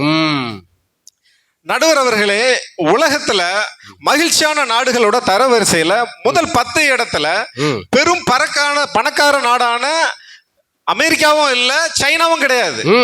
அப்ப என்ன அர்த்தம்? பணத்துக்கும் சமாதானத்துக்கும் சந்தோஷத்துக்கும் எந்த இணக்கமும் கிடையாது. சமாதானம், சந்தோஷம், பணம் இல்லைன்னு சொல்றது வந்து சம்பாதிக்கணும்னு சொல்ல வரல. உனக்கு தேவையான பண்ணைக்கு வந்து கடவுள் என்ன சொல்றாரு? விதைக்கிற உனக்கு 100 பங்கு கிடைக்கலாம், ஒருத்தனுக்கு 80 பங்கு கிடைக்கலாம், ஒருத்தனுக்கு 50 பங்கு கிடைக்கலாம். கடவுளே சொல்லியிருக்கிறாரு எல்லாருமே ஒரே சமத்துல இருக்க போறதில்ல. ஆனா சமாதானம் எல்லாருக்கும் தேவை, மகிழ்ச்சி எல்லாருக்கும் தேவை. அதை உணராதவங்க தான் மட்டும்தான் பணக்காரனா இருக்கிறவங்க தவறான வழிக்கு தான் போவாங்க. நடுவர் அவர்களே, நான் இன்னொரு நம்மளோட விவிலியத்துல இருந்து ஒரு உவமையை நான் எடுக்கிறேன். சொல்லுங்க. யூதாஸ் நம்ம எல்லாத்துக்கும் தெரியும். சோ அவரோட பெயர் கேட்ட உடனே நம்ம என்ன நினைக்கிறோம்? காசுக்காக கடவுளை காட்டி கொடுத்தவர் மட்டும்தான் நம்மளுக்கு ஞாபகம் வரும், வேற எதுவுமே அவரை பத்தி ஞாபகம் வராது. கரெக்டா? ஆமா. விவிலியத்துல ஒரு இடத்துல சொல்றாரு கடவுள், என்னை காட்டி கொடுப்பவன் என்னுடைய கிண்ணத்தில் பருகுவான்னு சொல்றாரு. மொத்தம் 12 சீடர்கள் இருக்கிறாங்க உலகத்திலேயே. மொத்தம் 12 பேர் தான் கடவுள் தேர்ந்தெடுக்கிறாரு. அப்படி தேர்ந்தெடுக்கிற கடவுளோட கிண்ணத்துல ஒன்னா குடிக்கிற அளவுக்கான நட்பு யூதாஸுக்கும் கடவுளுக்கும் இருந்தது. அவ்வளவு நட்பு இருந்த ஒரு மனிதன் இன்னைக்கு எப்படி ராயப்பருக்கு நம்ம விழா எடுத்திருக்கிறோமோ இதே விழாவை யூதாஸுக்கு நம்ம எடுத்திருப்போம். அந்த பண ஆசை இல்லைன்னா, பணம் அவனை என்ன ஆச்சு? ஒரு புனிதனை மனிதனாய் மாற்றியது, மனிதனை மிருகமாய் மாற்றியது. பேதுருவும் தவறு செய்தார், ஆனா திருந்தினார். ஆனா பணத்துல விழுந்தோங்கிறதே தெரியாம கடைசி வரைக்கும் வாழ்ந்து அழிஞ்சு போயிடும். கேட்டுடுங்கம்மா, பணம் நீ சும்மா பணம் அலையாம. நடுவர் அவர்களே, இந்த தலைப்புல வந்து பணத்தை நான் கடலுக்கு ஒப்பிடுறேன், குணத்தை கடல்ல ஓரத்துக்கு நான் ஒப்பிடுறேன். என்னைக்கு கடல் அந்த கரையை கடந்து நிலத்துக்குள்ள வருதோ, அதாவது சுனாமி போன்று வருதோ, அது அழிவை மட்டும்தான் ஏற்படுத்தும். பணம் எவ்வளவு வேணாலும் இருக்கட்டும், தப்பே இல்லை. அந்த பணத்துக்கு இல்லையா அவருக்கு நல்ல குணம் இல்லை அப்படின்னா அது அழிவை மட்டும்தான் கொண்டு வரும். இது நிபஸ்தம். இத புரிஞ்சவன் தான் பணக்காரனாவும் இருக்க முடியும், குணசாலியாவும் இருக்க முடியும். இன்னைக்கு டாட்டா இறந்துட்டாரு, நான் அடிச்சு சொல்றேன், 1000 வருஷம் நல்ல டாட்டான்னு ஒருத்தன் இருந்தான். அவன் சம்பாதிச்சான், அவன் பணத்தை எல்லாம் ஏழைகளுக்கு கொடுத்தான், நாட்டை உருவாக்குனாங்க நிக்கிறோம். பணத்தினால இல்ல. இன்னைக்கு பல பணக்காரர்கள் இருக்கிறாங்க. பணக்காரர்கள் பட்டியல் ஒவ்வொரு மணி நேரத்துக்கும் மாறிட்டு இருக்கு. டாடா பணக்காரர்கள் பட்டியலே இல்ல, ஆனா அவர் எவ்வளவு ஏழைகளுக்கு கொடுத்திருக்கிறாரு, எத்தனை கிராமங்களை தத்து எடுத்திருக்கிறாருங்கிறது அவருடைய செயல்கள்ல இன்னைக்கு இருக்கும். குணம், பணக்காரர்களுக்கு குணம் ரொம்ப ரொம்ப முக்கியம். அந்த பணத்தை சம்பாதிக்கிறதுக்கும் குணம் தேவை, அந்த பணத்தை எப்படி பயன்படுத்தணுங்கிறதுக்கும் குணம் தேவை, நாளைக்கு அவங்க பேர் நிகழ்ச்சி நிற்கிறதுக்கும் குணம் தேவை. நடுவர் அவர்களே, எனவே மக்களை இன்று பெரும்பாலும் தவறான புரிதலோடு இருக்கிற மக்களுக்கு நீங்கள் கொடுக்கிற தீர்ப்பு அப்படி இருக்கக்கூடாது. அவங்களுக்கு இது வந்து மாற்றணும். பணம் தேவைதான், ஆனா பணத்தை வைத்து மட்டும் வாழ்க்கை கிடையாது, அந்த பணத்திற்கு அர்த்தமும் கிடையாது என்பதை சீக்கிரம் நல்ல ஒரு முடிவை சொல்லுவீங்கள் என்று நம்பி என்னுடைய முடிக்கிறேன். அருமை அருமை அருமை. அழகான பாயிண்டுகளை முன்வைத்து அமர்ந்துள்ளார். இதை எதிர்த்து பணம்தான் முன்னேற்றத்தை தரும் அப்படின்னு வாதாட வருகிறார் சிங்கப்பூர் லூயிஸ். நடுவர் அவர்களே, நமக்கு இன்றைக்கு கொடுக்கப்பட்ட தலைப்பு என்ன? மனித வாழ்க்கைக்கு பெரிதும் மேலோங்கி நிற்பது பணமா குணமா? அதானே. யாருமே குணம் தேவையில்லை அப்படின்னு நாங்கள் சொல்ல வரல, குணம் தேவைதான். ஆனால் குணத்தை விட பணம் தான் இந்த காலகட்டத்தில் மனித வாழ்க்கையில் மேலோங்கி நிற்கிறேன்னு தான் நான் சொல்ல வந்திருக்கேன். ஒருத்தன்ட்ட பணம் இல்லைன்னா தன்னம்பிக்கை தானா போயிடும். உங்ககிட்ட பணம் இருந்துச்சுன்னா உங்களுக்கு அறியாம வர்ற எந்த ஒரு இடைஞ்சலையும் எந்த நேரத்திலும் உங்களுக்கு தகர்த்தெறியக்கூடிய தன்னம்பிக்கை தானா வந்துடும். ஒரு மனுஷனுக்கு ஒரு அடிப்படை தேவை என்ன நினைக்கிறீங்க? உணவு, உடை, இருப்பிடம். சரி, இருப்பிடத்தை எடுத்துக்கொள்வோம். ஒரு வீடு கட்டணும் நீங்க முடிவு பண்றீங்கன்னா உங்களுடைய முதன்மையான நோக்கம் உங்களுக்கு என்னவா இருக்கும்? டிசைன் பண்ணணும். டிசைன் பண்ணா நல்ல ஒரு அன்பான ஒரு டிசைனர் வந்து உங்களுக்கு டிசைன் பண்ணி கொடுத்துருவாரா? என்ன பண்ணுவாங்க? பணத்தை இறக்குனா எவ்வளவு பணத்துல நம்ம வீடு கட்டலாம், எவ்வளவு இடத்துல நம்ம நிலம் வாங்கலாம், அது எவ்வளவு விலை போகும், அந்த எவ்வளவு இடத்துல எவ்வளவு ஸ்கொயர் ஃபீட்ல நம்ம கட்டினா நம்மளுக்கு நம்ம அமௌண்ட்டுக்கு கட்டுப்படி ஆகும், அதைத்தானே முதல்ல யோசிப்பீங்க. ஆமா. இல்ல நல்ல பாசக்கார இன்ஜினியர், நல்ல கெட்டிக்கார, நல்ல ஒரு குணமுள்ள சமூக சேவை உள்ள ஒரு மேஸ்திரி, அப்போ நமக்கு ஒருத்தருக்கு ஒருவர் விட்டு கொடுத்து நம்ம ஒற்றுமையை வலியுறுத்தக்கூடிய ஒரு கொத்தனார், இப்படி ஒரு 3 பேரை வச்சு வீடு கட்டிடுவீங்களா? அது எப்படி முடியும்? பணத்தை வச்சுதான் அந்த வீடை கட்ட முடியும். ஆமா. இங்க வந்து குணம் மேலோங்கி இருக்குதா இல்ல பணம் மேலோங்கி இருக்குதா? நடுவர் அவர்களே, பணம் தான். சரி, அடுத்து வருவோம். மனித வாழ்க்கையில பெரிதும் ஒவ்வொருவருக்கும் அடிப்படை தேவை என்னன்னா கல்வி. கல்வியை யாராவது இலவசமா கொடுத்தா அங்க போய் யாராவது படிக்க போறீங்களா? இல்ல இங்க 4 பேர் உட்கார்ந்துருக்காங்க, அரசு பள்ளியில சேர்த்துருக்க 4 பேர் யாராவது சேர்த்திருக்கீங்களா? இல்ல எல்கேஜி ப்ரீகேஜி சேர்க்கனாலும் 1.5 லட்சம் வேணும். இல்ல எங்க பையன் பெற்றோருக்கு கீழ்ப்படிதலோட பையன், இவங்க பிள்ளைங்களே 1.5 லட்சம் ரூபாய் செலவு பண்ணி தான் சேர்த்து விட்டுருக்காங்க. ஆமா, ஆசிரியர்களுக்கு வந்து ரொம்ப ரொம்ப கீழ்ப்படிதலோட ஒரு பையன், அதனால எந்த ஒரு ஃபீஸும் இல்லாம என் பையனை படிக்க வைங்க சார் அப்படின்னு சொல்லி எந்த ஸ்கூல்லையாவது நீங்க போய் சேர்க்க முடியுமா? வாய்ப்பு இல்ல, வாய்ப்பே கிடையாது. ஏன்னா அங்க மேலோங்கி நிற்கிறது குணமல்ல நடுவர் அவர்களே, பணம் பணம் பணம். அப்புறம் மேரேஜை பத்தி, திருமண வாழ்க்கையை பத்தி எல்லாரும் மேறக்குறை அலசி ஆராய்ஞ்சிட்டாங்க. ஆனா ஒண்ணு மட்டும் விட்டாங்க. என்ன தெரியுமா? ரொக்கம், காசு, நகை, வேற என்னெல்லாம் சொத்து எல்லாம் கேட்டாங்க. மாப்பிள்ளையை பத்தி பொண்ணு வீட்டார் என்ன கேட்பாங்க, பெண் வீட்டாரை பத்தி மாப்பிள்ளை வீட்டாங்க என்ன கேட்பாங்கன்ட்டு.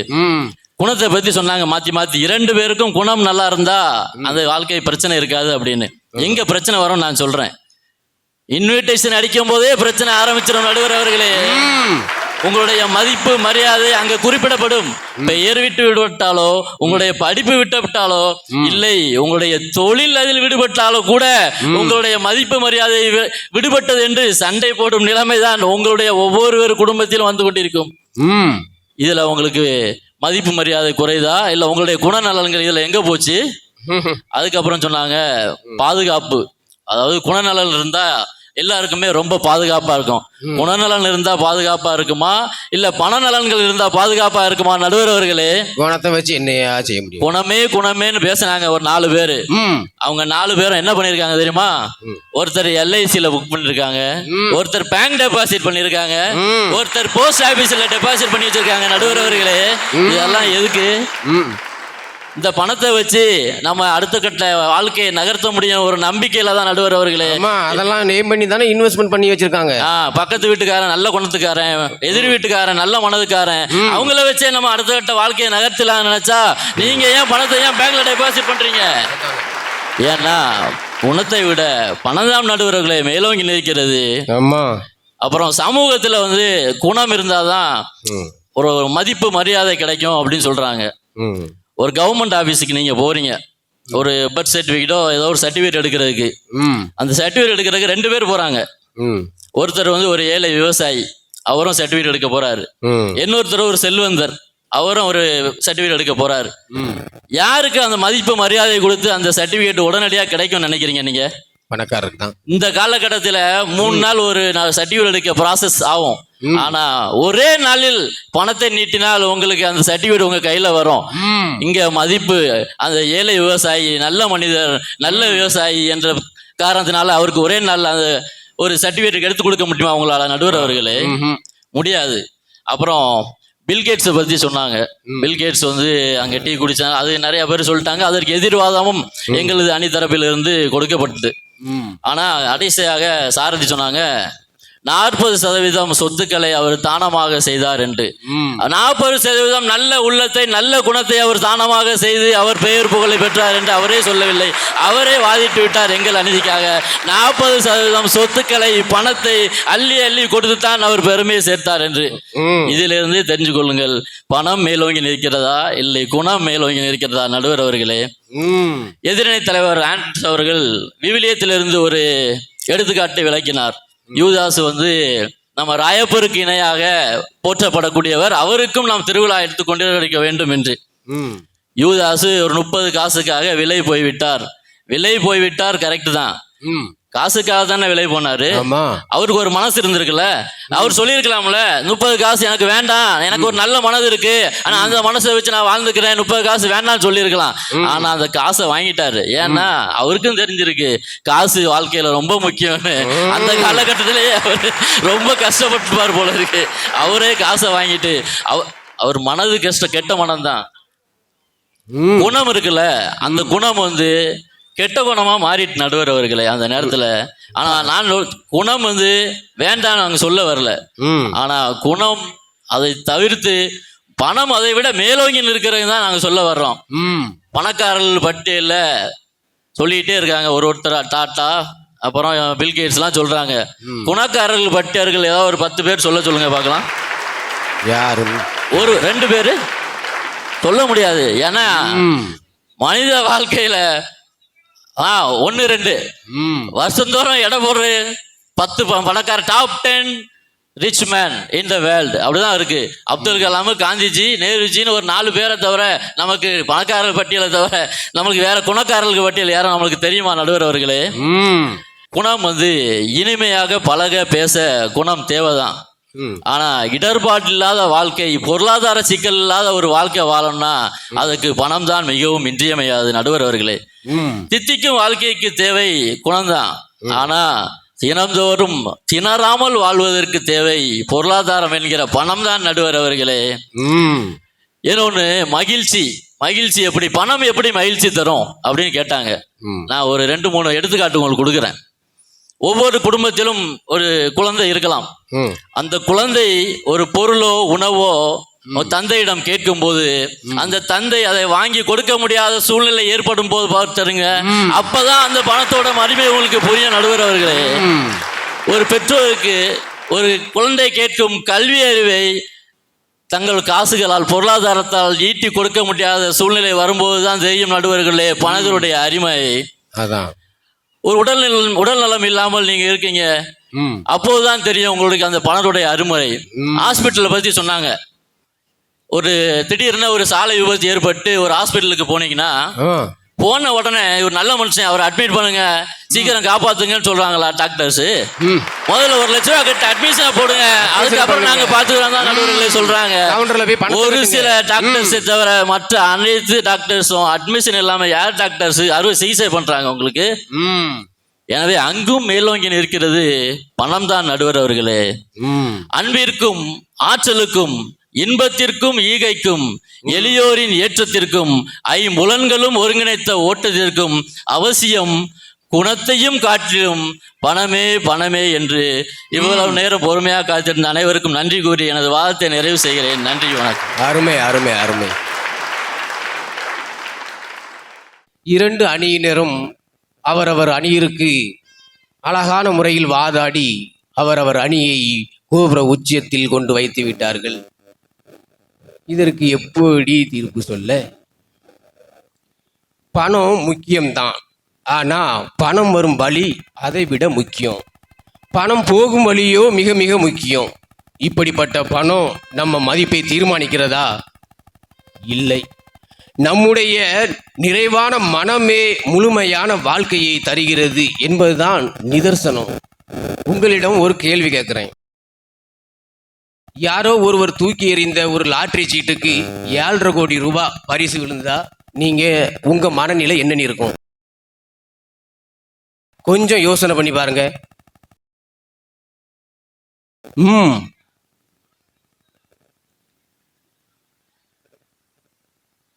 இது அமெரிக்காவில் நடந்த ஒரு உண்மை சம்பவம். ஒரு லாட்ரி சீட்டு கடையில் வாடிக்கையாக தினந்தோறும் லாட்ரி வாங்குற ஒரு பெண் வாடிக்கையாளர் எப்பவும் போல அன்னைக்கும் ஒரு லாட்ரி சீட்டு வாங்கியிருக்காங்க. அதை அவசரமாக அந்த ரகசிய எண்ணை சுரண்டி பார்க்க வேண்டிய இடத்தில் அவசரமாக சுரண்டிட்டு இன்னைக்கும் பரிசு விழவில்லை என்று அந்த லாட்ரி சீட்டு கடைக்காரரிடம் அந்த சீட்டை கொடுத்துவிட்டு அவசரமாக வெளியேறிவிட்டார். சாயங்காலம் எப்பவும் போல அந்த லாட்ரி சீட்டு கடைக்காரர் சுத்தம் செய்வதற்காக அந்த லாட்ரி சீட்டுகளை சுத்தம் செய்கிறார். அப்பொழுது சரியாக சுரண்டப்படாத அந்த நிலையில் அந்த லாட்ரி சீட்டு அவர் கண்ணில் படுது. லாஸ்ட் நம்பர் மட்டும் சரியாக சுரண்டப்படவில்லை. அவர் சுரண்டி பார்த்ததில் $1 மில்லியன் பரிசு அந்த சீட்டுக்கு விழுந்திருக்கிறது. நீங்களா இருந்தால் என்ன பண்ணியிருப்பீங்க?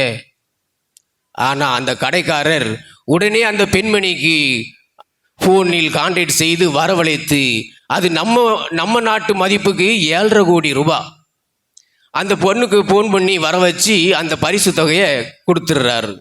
அந்த பொண்ணு இந்த காலத்தில் இப்படியும் ஒரு நல்லவரா என்று அந்த மனுஷனை கட்டி தழுவி நன்றி சொல்லியிருக்காங்க. இது ஊடகத்தில் வந்த ஒரு உண்மை. பல ரிப்போர்ட்டர்கள் அந்த கடைக்காரரிடம் போய் பேட்டி எடுத்திருக்காங்க.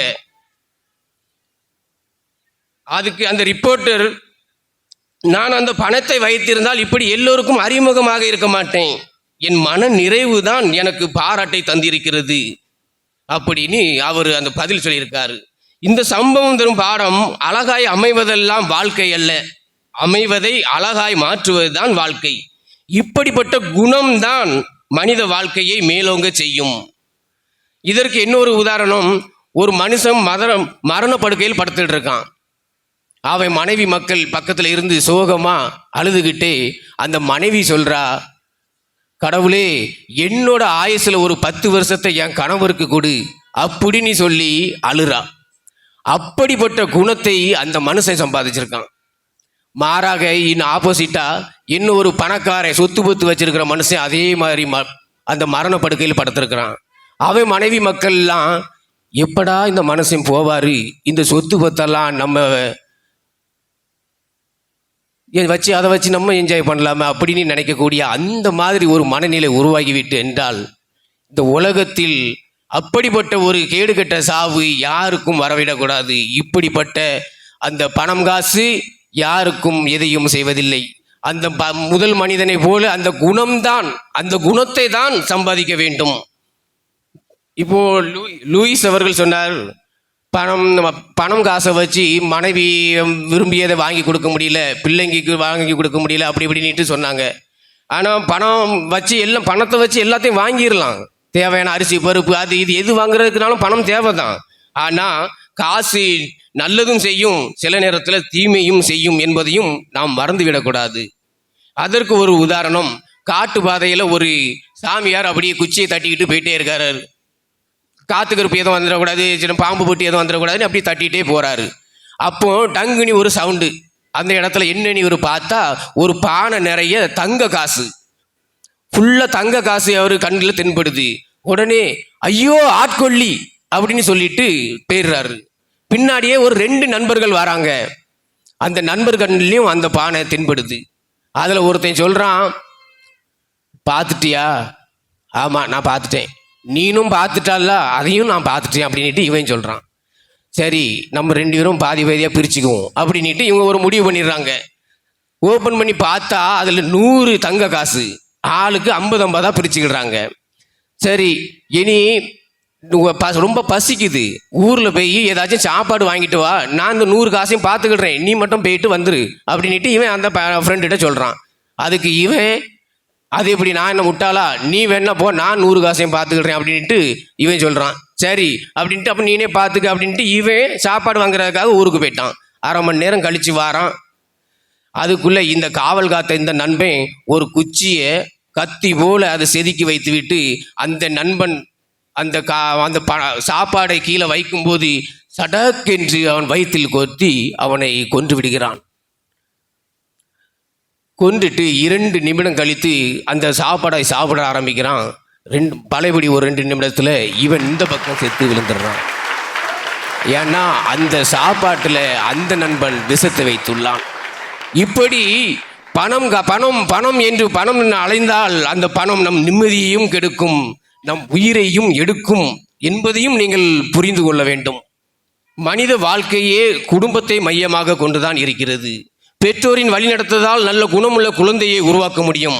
நல்ல குணமுள்ள குழந்தைகளால் கண்டிப்பாக பணத்தின் மதிப்பு, பண தேவையை சரியாக கணிக்க முடியும்.